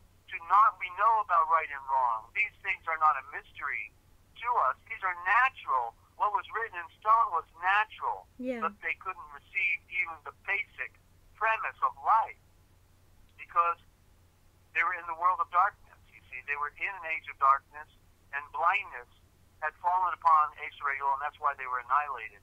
So truth and the real light came through Yeshua. And so when we see that out of Babylon comes the Torah, well, that's a false concept, you see. I just gave my second witness that it came out of Babylon in the book called the Book of Yahweh, the Yahweh's Bible. I got it on Amazon. And so the Torah is not about, following the 10 pure judgments of living right, but instead now it's about following all these code, rules, and regulations. Legislative acts, you can't do this, you can't do that. Talk about being a free people, right? Yeah. If you didn't wash your hands, you can't eat food. If you, it's amazing. I'm sure, the priesthood must have really been having a great deal of, we're talking about mind control, right? Yeah. Mind control, geez. Don't do it, the priest. The priest might be coming, look out. Everybody probably running for their life when they see the priest coming, Yeah. But anyway, so I already pointed out in the first half that there was no Hebrew in the Old Covenant because Hebrew didn't even exist in the written form of the square root script until they came back from Babylon. The original square root script was given to Ezra. So when we talk about they spoke Hebrew, we're talking about different accent versus English versus British versus Australian versus American versus Canadian. Slightly different accent, but no difference in the script. Okay? All of it was the Aramaic script. And so when they come back, they now got this thing called Torah. But notice the essence of the word is the aura. And the word aura, Wow. it's like almost there, but not quite there, right? Yep. Yep. Sort Following. of like something, Yep. but it's not there. And and when we're talking about almost there, this book that I got out of Israel, the Aramaic English New Testament, well, it calls itself the Aramaic English New Testament, but actually, guess what? There's no Aramaic in here. So right on the cover of the book, they lied to me because all they're doing is they're changing the English into Hebrew. They're promoting the Hebrew in here, which of course is a private code. It's a private form of communication that only belongs to the wealthy elite and the priesthood, and basically only 4 out of 5 of the followers of Yeshua spoke Hebrew. Well, the other 8 did not because they were from Galilee. They were not part of the priesthood. Only James and John, the brothers, the sons of Thunder, who were the Levitical scribes, and Matthew, and perhaps Judas Iscariot, the Ancient Kare, spoke Hebrew, but only maybe 3, and 4 at best, but 3 definitely. So so that's because they were connected with the priesthood, Matthew, James, and John in particular. So what happened? So let's look at that word Torah. Okay, Torah. What they want us to follow, because that's all this Aramaic English New Testament is doing, and it's all its footnotes, and it's saying, follow the Torah, follow the Torah, follow the Torah, follow the Torah, follow the Torah, follow the Torah, follow the Torah. And in fact, he even had a profound statement in here. I can't get over it. Let me just give you one example. Because if anybody knows the scriptures, they'll know this is amazing. He says in here, once again, it is always the faith behind the rituals that really count. Faith behind rituals. There is no faith behind ritual. There's no faith, and that was proven out by Yeshua and Paul. And then another footnote here that it is the belief behind the rituals that counts. The belief. Boy, this guy talks like a slave if he ever was one, but he's a propagandist. I know it. The belief behind the ritual is what counts. The belief behind the ritual. What ritual?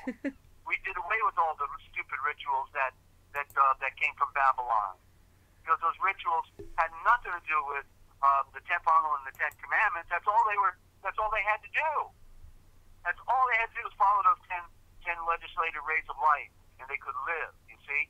But let's take a closer look at this word Torah that comes out of Babylon, because we see right in it, right out the gate. Well, the word Torah. If you go to Spain and go to a bullfight, they'll go Torah, Torah. Yep. Right. Yep.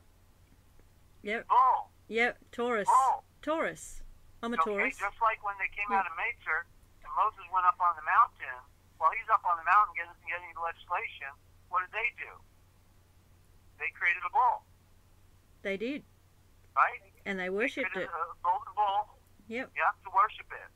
And so here's your bull. It's in the Torah. It's full of bulls.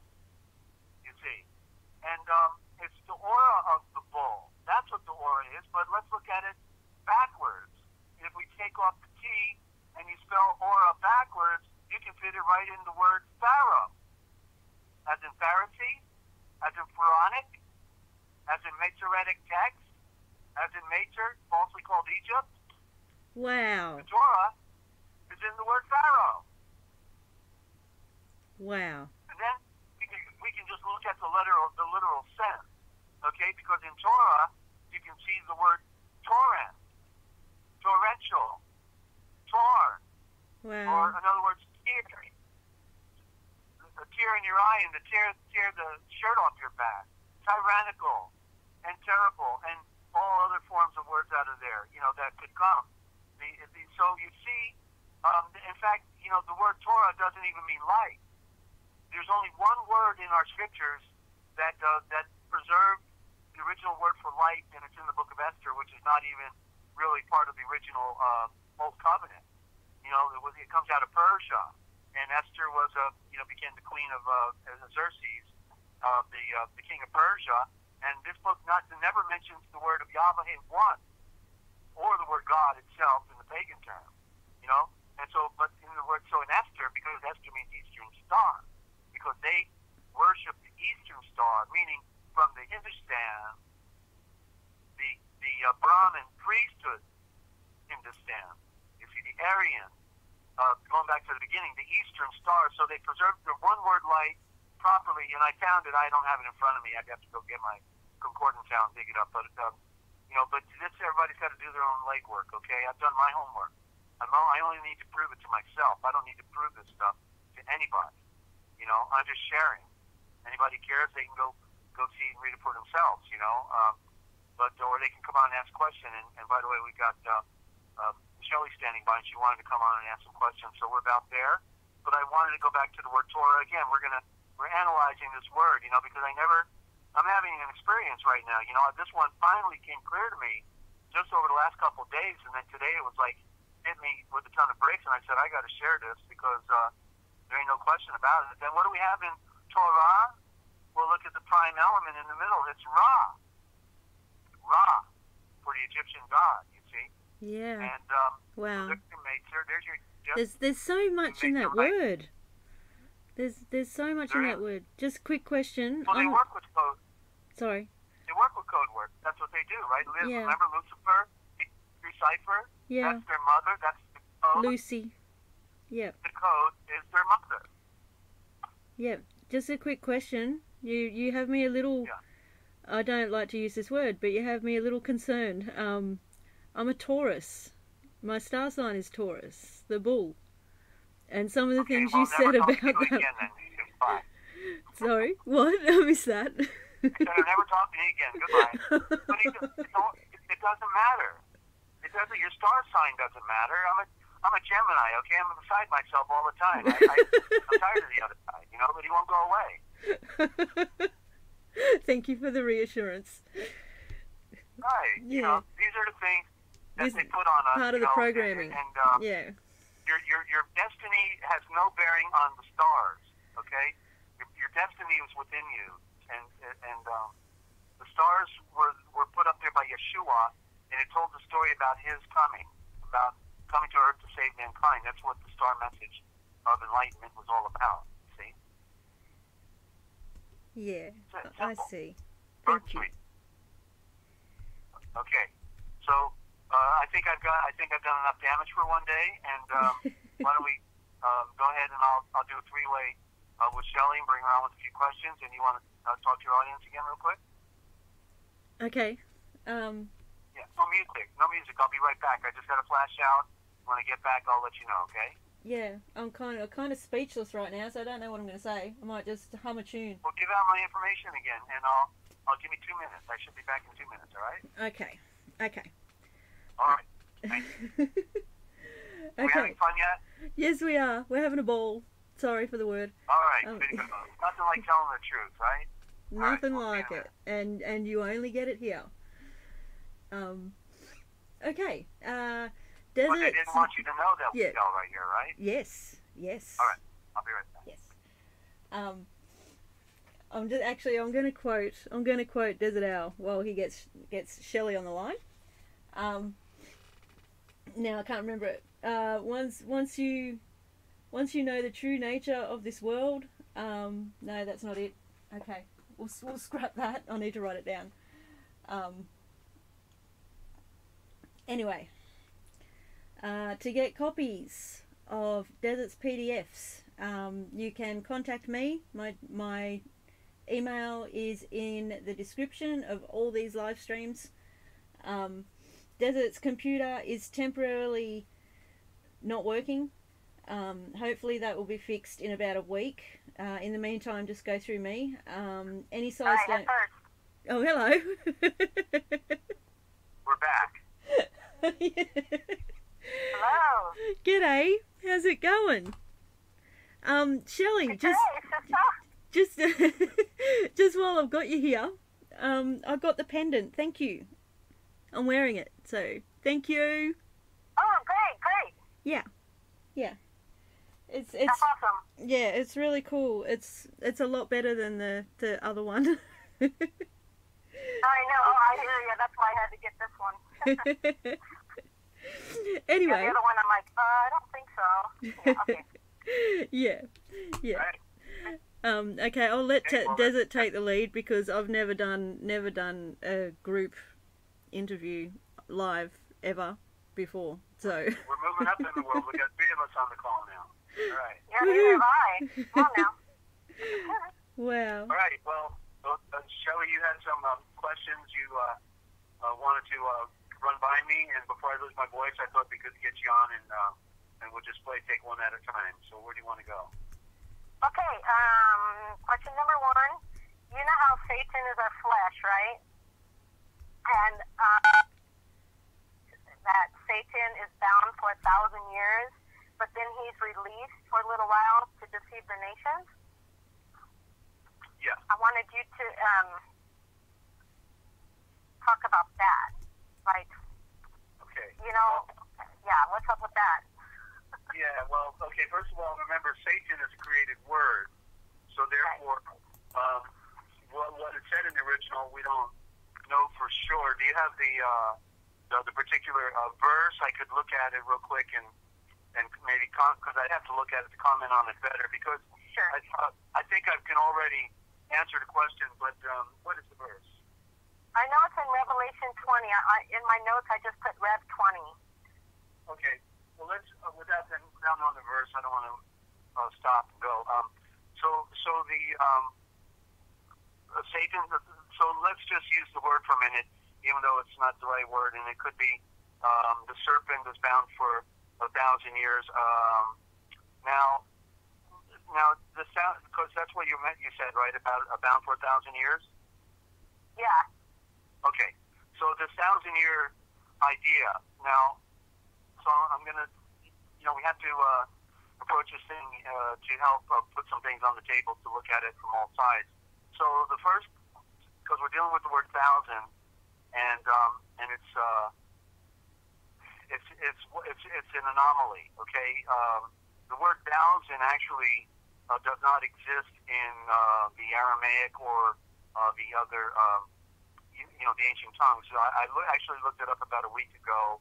And I have a book on, several books on numbers, and 2 of them are absolutely works of genius by people. And this one book goes into all the names of numbers in different languages and stuff. So I've got, some really good research material. And so 1,000 doesn't exist. The high number capped off at century, centore, zen. There's zen right there, meaning infinite, beyond infinite at that point. And so when you read a lot of the stories in the Old Covenant, the way they spoke back then very often was melodramatic. And so, like, if a guy climbed up to the top of the mountain, not a big mountain, but a hill, and he looked on the other side, and all of a sudden he saw like 40 men coming, with their swords and everything. The guy would run back down the bottom of the hill, tell his buddies, there's about 10,000 men running up to the hill right now. We better get out of here, And so they would make a statement that is not literally true, but it was a way to get everybody's attention, Like he could have said, "There's 1 million men coming right now," but yet there was only 40 of them. Okay. In fact, I'd just been reading the book of Jasher over the last several weeks, and in there they keep saying that the children of Esau and with the tribes of Kittim and these other tribes, they're all getting together, and they're trying to fight with Meitzar and the children of Yaakov, and it said that in one story it says they got 300,000 of them, and another one I think it said they got 600,000 of them to come fight, and yet when they said that they were done with the battle, only 36 people were killed. How do you have 300,000 people fighting on one side and only 36 people getting killed? You see my point? Yeah. Okay? That there's something wrong with the numbers. That they don't jive. If you have 600,000 or 300,000 people fighting on one side and an equal number close to it on the other side, you're going to have thousands and thousands of people dead. But in the end of the story, at the end of the day, you only had 36 people killed. So, or then they followed the rest of them that are running down the road and they killed 200 more. So that's the problem we have with, the ancient diction and the tongue. So let's look at another example.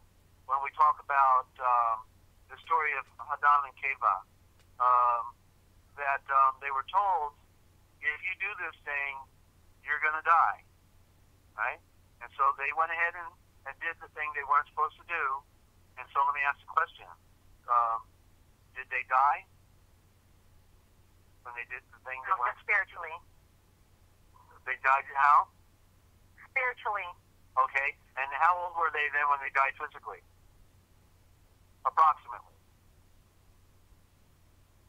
I don't know. About 1,000 years old? Yeah. Wow. Right? Sorry, just keep going. 900 something? Wow. 900. Thousand, you see? And so there's something in the story. See, everybody wants to interpret Revelations, and everybody writes a book about it, but yet they can't interpret the rest of the scriptures. Even the literally plain truth, they can't interpret, but everybody wants to be the great interpreter of, these very deep and, sensational, right? The late great planet Earth, Hal Lindsey and all that. They all got their scoop on, the Revelations, but they still, they're phony teachers. So when we read, what's the first thing that we have? Let me go to Revelation now. I got to do it because it's not relevant to the conversation. Hang on. Okay. So, in the very beginning, it said, I'm in for our sentence scriptures, okay? And now, mind you, all of our translations have problems, and that is the problem. But once you been adept at it for so long, then things start to make sense. So here, in the very out the gate, the revelation of Yeshua the Mashiach, Jesus Christ, which God granted to him, Yahweh granted to him, to inform his servants what must speedily happen. Now that's Fenton, but in King James, I remember, it says these are the things that must shortly come to pass. Or now, as it continues at the end of verse 3, for the time is at hand. That means now, 2,000 years ago. Okay? 2,000 years ago. Now, moving forward. And now, on verse 7, you see it says he comes with the clouds. Now, clouds means mystery. Okay? Because it is a mystery. Because, especially to those who are blind and who do not serve, the Great One, they're blinded by the light and cannot see. And I was looking for one more verse because I'm pretty sure I could find it. I thought wait a minute, no, that's not it. Okay, here it is. And this is now in chapter 3, verse 11. He says, I come soon, or which means, therefore, I come quickly. And at the very end of the book, and I think the last chapter, the next to the last, he says it one more time, for these are the things that must quickly or shortly come to pass. So shortly, well, in fact, it's actually not properly translated because what John would have correctly done, if a word was translated, these are the things that have quickly come to pass. He was saying that these are the things that have already happened. Are you with me? Yeah, I'm with you. Because he's writing Revelations about who? About the one who brings down the new Yarul Shalom at the 22nd chapter. Right? He gave us something. He conquered death. Remember he rode into Jerusalem and he's riding a colt behind the ass, a baby stallion? He's riding a colt behind the ass of Jerusalem. He's not riding the ass. He's behind the ass on a baby stallion. Where do we see the stallion? Full grown in Revelations. He's riding a stallion. Out of his mouth is coming a two-edged sword that cuts both ways. You see? And so what does the Tauzen mean? Tauzen means Tau is the highest. Tau is the end. like your big toe. Your big toe is your tau. They put it at the end of your body so you wouldn't forget. And the tau is the end of the alphabet, the last letter of the alphabet. The tau is the letter T, which is the cross where Yeshua was nailed when he said, "It is finished." So the tau, T-A-O, correctly. Well, there's many spellings of it, but T-A-O is correct. The prime letters of the alphabet, the A and the O, so that we wouldn't forget. And the Zen means without number. Zen is the correct spelling, but Zen, like sand on the beach, the Zen is without number. You cannot number it. So it's at the end, and so Zen means therefore the highest point. It's impossible to count the number, and so at the end is the highest. And so as with Adam and Eve, when they're told, you would die. Well, they didn't die up for 1,000 years. So what does it say in the metaphor? A day is as 1,000 years. 1,000 years as a day, right? Sounds like a riddle, doesn't it? Yes. Okay, it is a riddle because people want to take it literally, right? Right. Okay, so let's see examples of when people took it literally. At about 1066, when the Norman Franks took over England, that was 1,000 years since the crucifixion, and so people were thinking, 1,000 years, he must be coming back. So I thought he came back when he rose from the dead, but everybody else was duped by the Vatican, think he hadn't come back yet, And so, I call him the comeback kid. You can't have a better comeback than raising from the dead, Right. But nonetheless, they got people thinking he's still coming back. He's not here. I've been talking to him all my life. I don't know how he can't be here. So they get all the people, the Norman Franks who took over England, got all the people to register their property in what was called the Doomsday Report. What appropriate name? Doomsday. The Judgment Day. It's here. Come on, you don't need your property anymore. Register with the king, and he'll give you some tokens of appreciation for registering. Because when you register with the king, then he owns property. So the king duped all the people, and they got everybody to register all the property in England in the Domesday Report. And guess what happened? There was no second coming, but everybody lost their property to the royal families, and so they were all duped. And then when World War I came, I got a book from 1913, 1917, whenever it was written, and it was called the Cross That Europe Was Crucified On, something like that. And it was written by a pastor, and it was showing, it was about World War I, and he was saying, this is the Armageddon. This is it. Jesus is coming back, and so here he is, a preacher, and World War I, they didn't call it number one. They just said it was the war, the Great War, or the World War, whatever, and the war to end all wars. That's what they called it. Yeah, the war to end all wars. That was another nice cliche, wasn't it? And so it must be a world war. Sure, it must be. Jesus coming back now. Didn't happen, did it? But they're false teachers, right? False teachers. So the bottom line is, it's in the Word, it's in the mystery, it's in the riddle, and the riddle is knowing the meaning of a word, and the word 1,000, in the sense that we think of it, did not exist, and therefore, what the word means is at the end and at the highest point. Can you tell me when the end occurred? Not to put you on the spot, Shelley, but the moment he said something that was finished. Thank you very much. It is finished. That is the end, and then the beginning.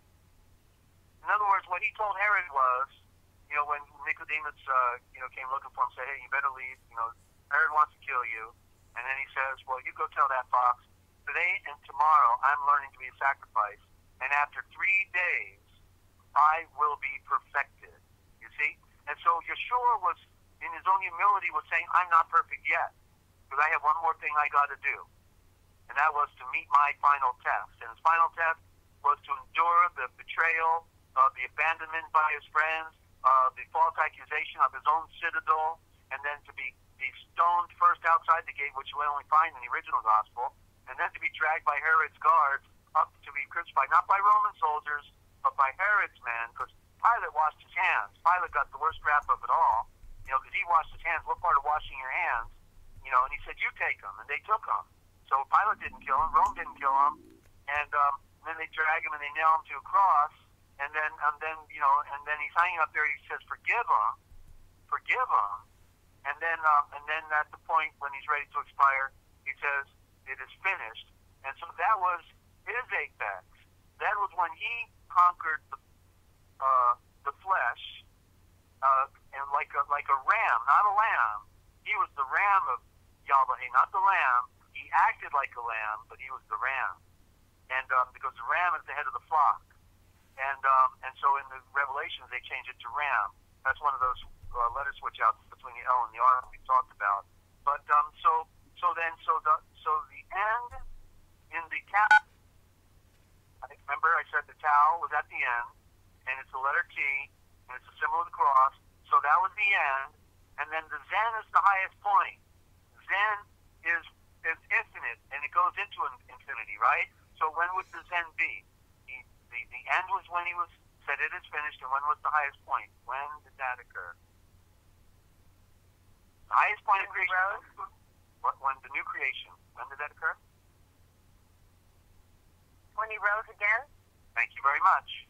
That was when he conquered death and set all of the good people of the planet that lived prior free, that they came out of their tombs in Jerusalem, and many people said they saw the walking dead. And these were the ones who transcended and went back to the throne of the sun in the light from our origin. And so there's your Tao Zen. The Tao at the end, the Zen when he conquers death and comes back and creates the new age of golden light, of truth and reason, and where you can receive the spirit, the breath of life, the same breath that breathes into a star. You get the riddle? Mm-hmm. Yeah, I do.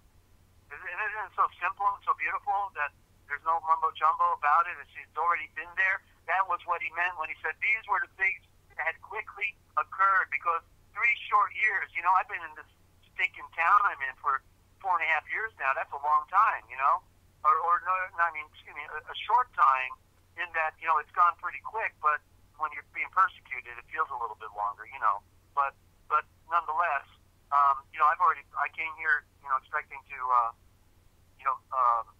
get on with my translation, not be surrounded by a bunch of, Masonic criminals, that wanted to, take me down. And so it's been a rather interesting experience being isolated all by myself here. I'm not alone anymore. I never was alone. Yeshua's been with me all the time, but it's been very lonely not having anyone to talk to about all this stuff. And then, finally I get the YouTube ramped up, and then I have an instant audience and wonderful friends, that I've made here. But you know what I mean? That in 3 years, that goes really quick. When you're talking about he's doing all these miracles, they're all following him around. They think he's going to be the king of, the Malik of Yerushalayim Shalom. He's going to sit on the throne, and they're going to have peace and tranquility. The Romans are going to leave. Right? They don't get the picture. And then all of a sudden, the next thing they know, he's being tortured to death and crucified and thrown in a tomb. Right? I mean, it kind of changes your perspective on things. Right? But it was no different with, Adam, Keva and Adam and Eve, that they thought, we think when we read the story, well, didn't it say they were going to die? No, they didn't. They didn't. They died spiritually, so there's the first death, but they didn't die in the second death, and then the second death took over, and they were in the grave, and now they were waiting for Yeshua 5,500 years later, after they came on the scene, the first Aryan race, to be delivered. So that was in the lost books of Adam and Eve, where he promised them, in 5,500 years I will save you, because he loved them. He loves all of mankind. He loves all creation. But these were the things that had quickly occurred in short order, quickly came to pass. So, and another thing you have to know about, Aramaic and Hebrew is there is no future tense. There is no future tense, and therefore it can only be written one way. These are the things that have already occurred. That's better than NinjaCat. I'm writing it down. Okay. So, Hold on, I'm taking a note. all right. Was that you, Ninja? Can I jump in? This has been bugging me for a while, and it was brought up again, so I need to ask if that's okay. When Yeshua was crucified, they put a crown of thorns on his head.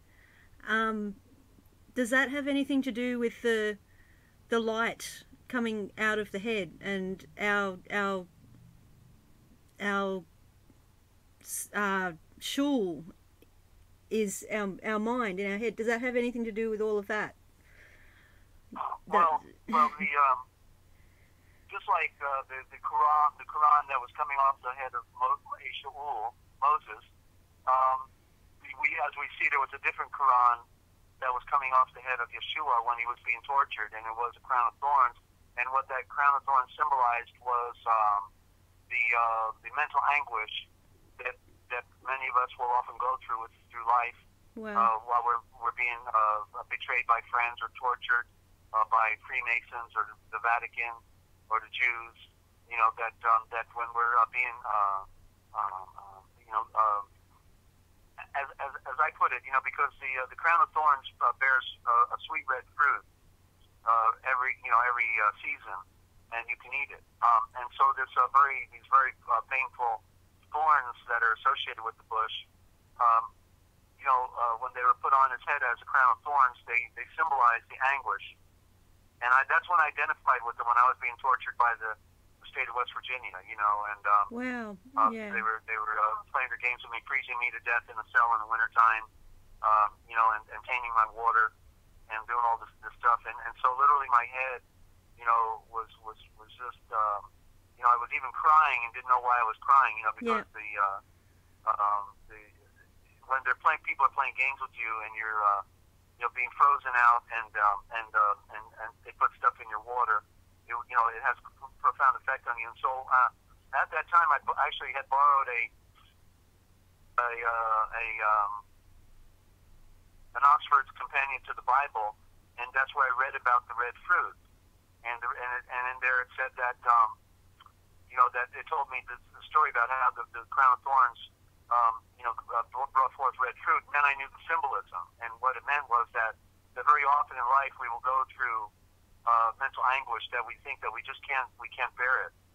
We can't live anymore. We want to die, But what it means is that that if we could just hang in there, looking for our sunrise just right over there over the horizon, we never doubt that the sun is going to come up, and therefore we should know that our Redeemer, he will save us, and that if we just hang in there, that ultimately what was once a crown of thorns upon our head with the most traumatic anguish of pain can and will turn into the sweetest red fruit you ever wanted to eat. And that's what happened to me in my persecution in West Virginia. Okay? Yeah, and victory of life. But I had the scars to go with it, that mental and physical that,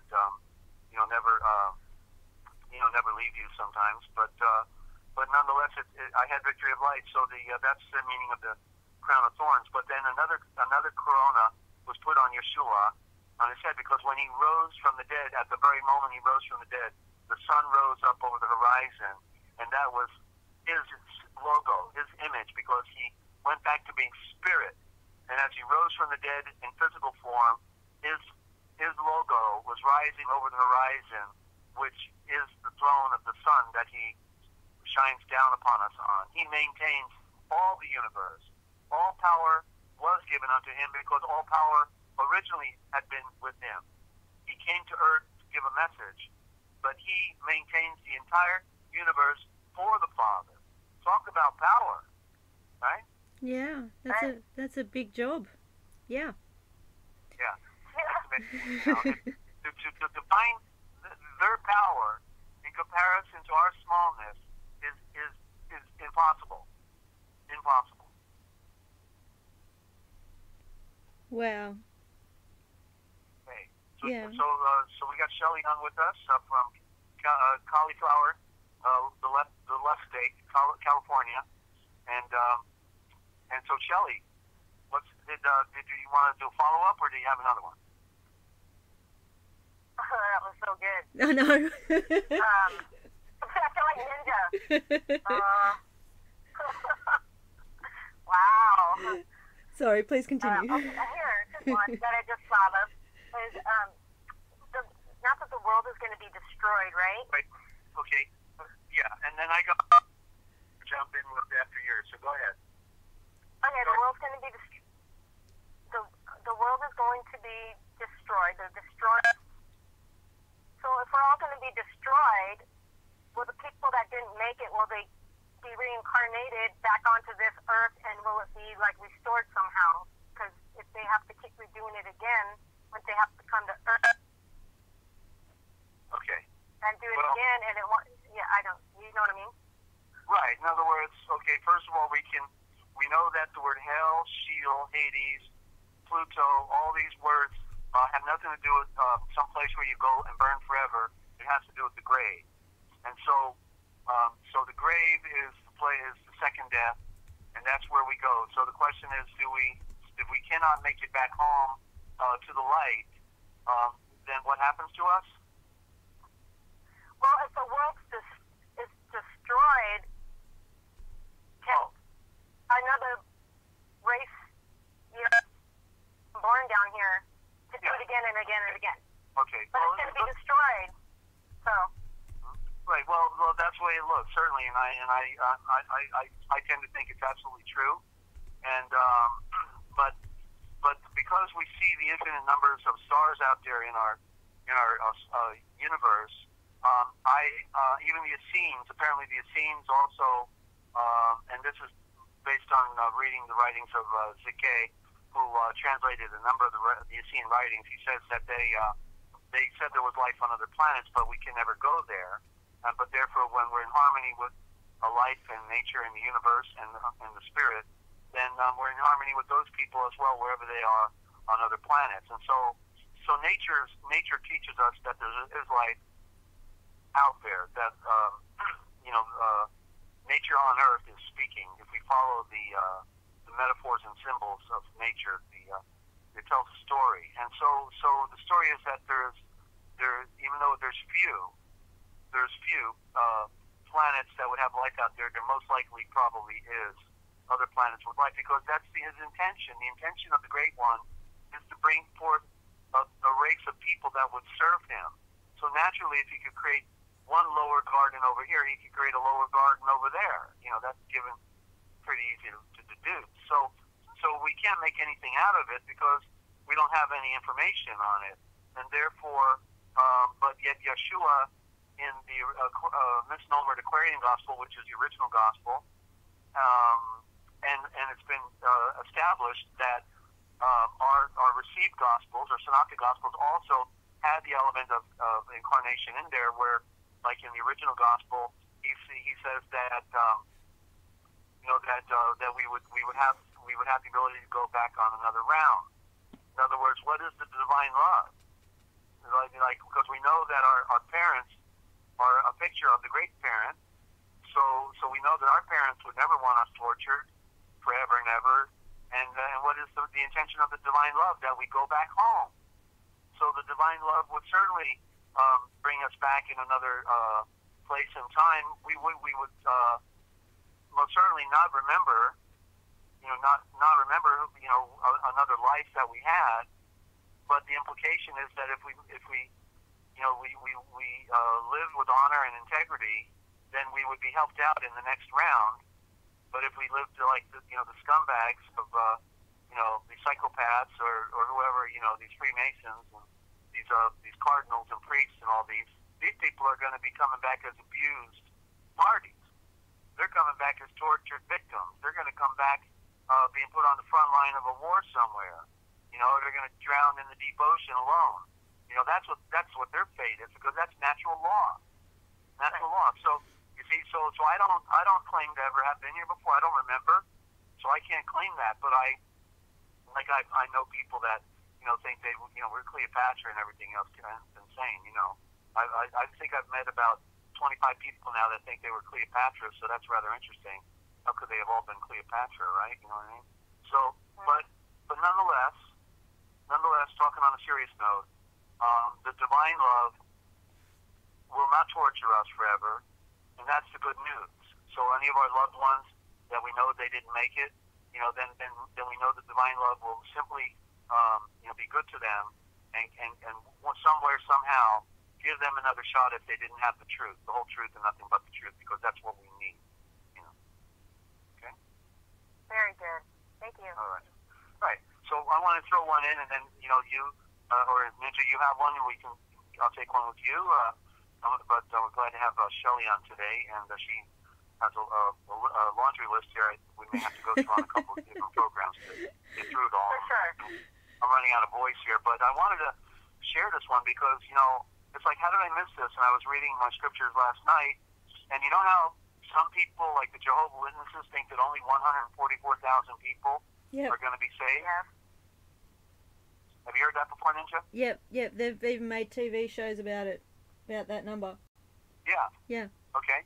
So here it is in Revelations chapter 7, and it says, and I heard the number of those who were sealed, 144,000, sealed out of every tribe of the sons of Israel. And now, the clincher is at the end of that, but I'm going to lead into it.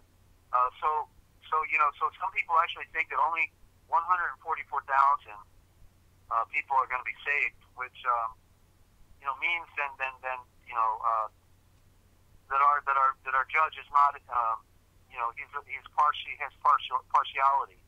Yeah. And not impartial. That, in other words, forget about predestined in Christ, because apparently predestiny doesn't mean then what it says, because in other words, either everyone has the opportunity, or we don't. Everyone doesn't. In other words, is it a closed shop after 144,000? Of course not. In fact, that's not even what it really means here.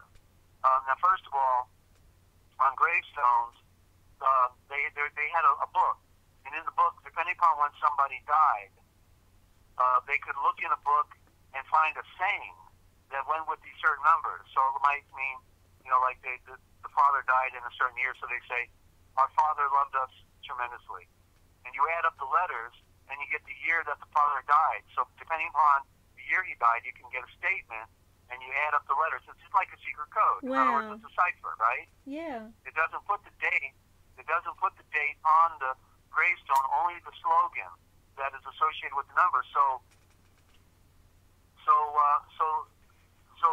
there. Let's ask you a question. Does this because underneath the 144,000, then through 5 and verse 5 through verse 8, it talks about 12,000 out of Judah, 12,000 out of Reuben, 12,000 out of this tribe, 12,000. All the 12 tribes are mentioned, and they took 12,000 out of each tribe. And so, well, I'm not even a member of any of those tribes, so I guess I'm totally outed. I don't even have a chance unless we can again get the picture of the riddle and the mystery, because that's how Revelations is written. And so the question is, does anything like this happen in our Old Covenant? In either Judges or Joshua, and I can't remember off the top of my head. But in there, when they were going to do battle into the Promised Land, they took 12,000 out of each tribe, and they had 144,000, and there's your perfect number. You see, so the number is perfect. It's a perfect number because you got 12,000 out of each tribe. Is that not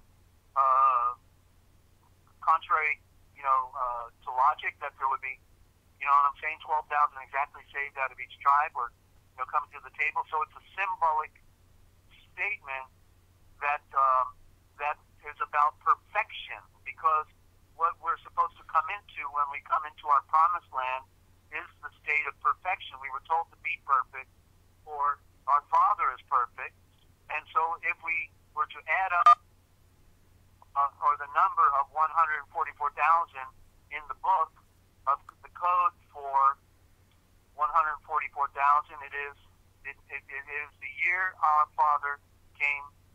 The year our Father left us. The year or the age our Father left us. But what did he put? What did he do? He put a sword in our hand. He put the word in our hand. So when it said that that Yeshua was born, they called him Emmanuel. And I'm going to give the watered down version of the meaning because I have it, but I don't have it in front of me. But Emmanuel means God with us. Remember that? So the Father, let's use a better term, the Father is with us. So the Father came down. Isn't that what Yeshua said? When you see me, you see the Father? Yes. Are you with me? Yes. Following. Okay.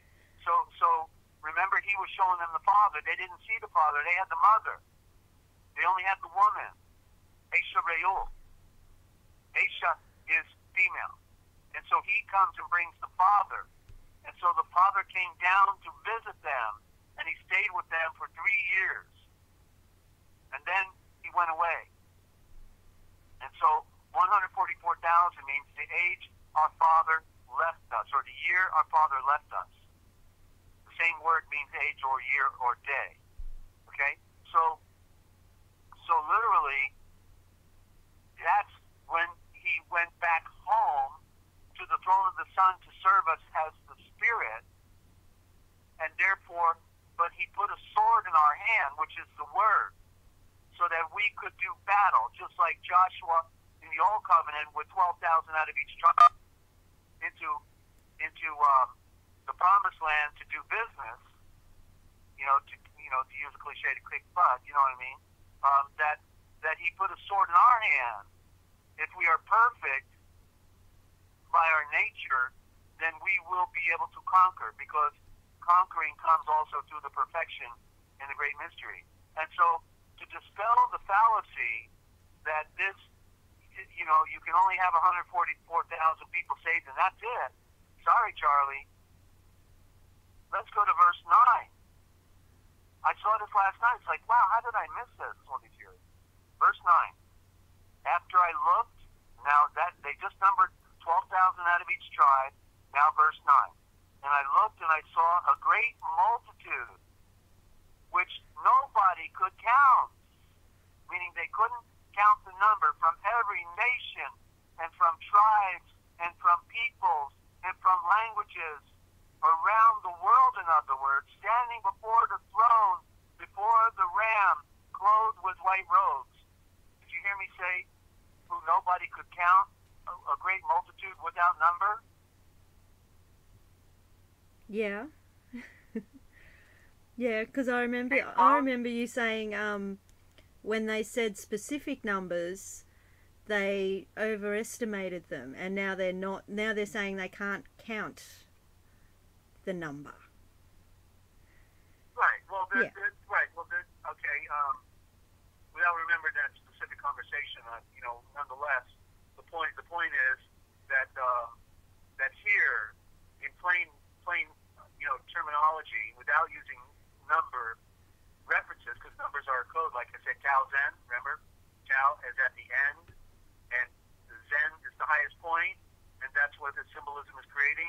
And nonetheless, it says, then I looked, and I saw a great multitude whom nobody could count, from every nation, from tribes, from peoples, and from languages, standing before the throne, before the Ram, clothed in white robes. So, case closed. It's an infinite number. There is no number because it is without number. You see? Yeah, that's what I was getting at. Yeah, that's what I was getting at. That, like, I could see the. Yes, I follow. Yeah. Okay, good.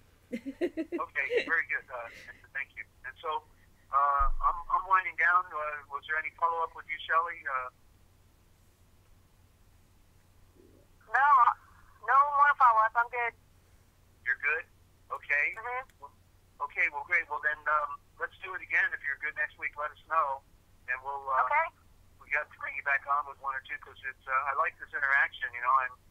I'm tired of doing presentations. I'm wearing out at my age, and I'd like to just answer questions for any of you, you and Ninja and anyone else out there, Lynn or anybody, because I've already, I've pretty well answered all my questions here, as you can tell.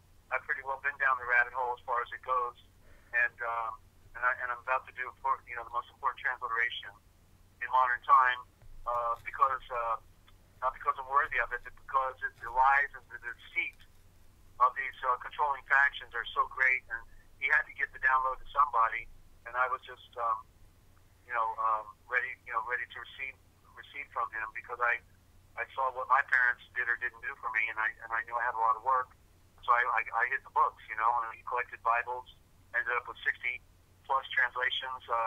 At one point, 2,000 books on the shelf. I was reading a dozen books at a time, especially when I had that young energy. It was easy to do, but now I've really got to work at it. Ninja, you want to close up, find a follow-up? And Shelley, thank you so much. Thank you, Shelley. We're definitely on for next week. Cool. All right. Yay. Okay. All right. Bye, guys. I'll see you in chat. Love you. Bye. Desert, this is so cool. This is so cool. Yeah, Desert figured this out, by the way. It's all through Desert's phone and then through my phone. Talk about the wonders of... I only can do one with one, but anybody in the future, if they want to come on, they can give us the number and the chat, and we can call them that way also, Yeah. Wow. Or they can call you beforehand and arrange it, like, yeah, because your number's in the description as well, and the chat. Yeah, I don't think I have any, like, I'm gonna have to wind it up soon anyway, because I think I can hear Mum down the other end of the house, and I wouldn't want her to walk in. I'd have to cut it short. I have a list of things here. I was trying to find something that wouldn't take very long. So I will mention something. Talking of Mother Earth, I've noticed a lot of, I think this is another part of the deception. I've noticed a lot of health products in the shops, just all of a sudden, the last few weeks, a lot of health products. A lot of health products? Yeah, in the shops, just over the last few weeks, making a point that they have the mother, implying Apple-related products. And I think that's part of the deception, because it's just suddenly flooded the shops here. And yeah, so I just wanted to bring that up, because we need to be wary. We need to question everything and not trust, like, mainstream. Like, if something's flooded with, like, this is just, it's everywhere at the moment, and I'm just suddenly seeing mother on every, like, all the health stuff. They make a point of it. And yeah, so I just wanted to bring that up, because I think they're kind of mocking things. And do you know what I'm? Yeah, do you know what I'm getting at? Yeah. Well, certainly, they do it with everything. Yeah. Yeah. So that was the quickest one I could find. Yeah. The other one was. Thank you for having me on and allowing me to share what's most important to me, and I'll look forward to. We're looking for Tuesday 1 p.m. Eastern time here in U.S. Right on Tuesday? Yep. Yep. Good to go. Yeah. Okay. And I should just remind everybody then, don't forget, if you want to know the future, just look for the Forbidden History. I'll be happy to come on back with Ninja and do it again. So Ninja, I'm going to drop off, and I want to thank you so much for your efforts and helping us to shed light on a very dark world, huh? Thank you, Desert. That was just amazing, and it was so cool having Shelley on as well. Yeah, absolutely. It's wow, just wowing. Yeah, we're doing it. Peace and love, dear one. All right, peace and love. Thank you. See ya. Okay, and that was another episode of the Forbidden History Chronicles with Dezert-Owl from the Forbidden History series. I'll wind it up here because I keep looking at the door expecting Mum to walk in. All right, love you guys. That was amazing, and we'll be back again Tuesday, 1 p.m. Eastern Standard Time in the US. I think that's right. Desert's time. Anyway. All right. See you guys later. Love you.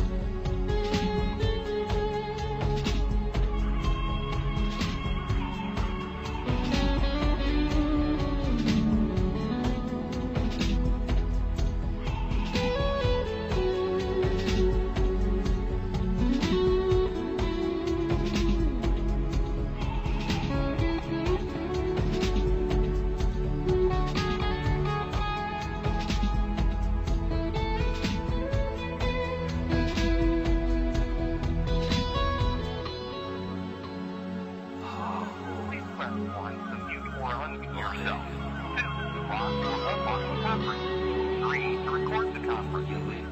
4,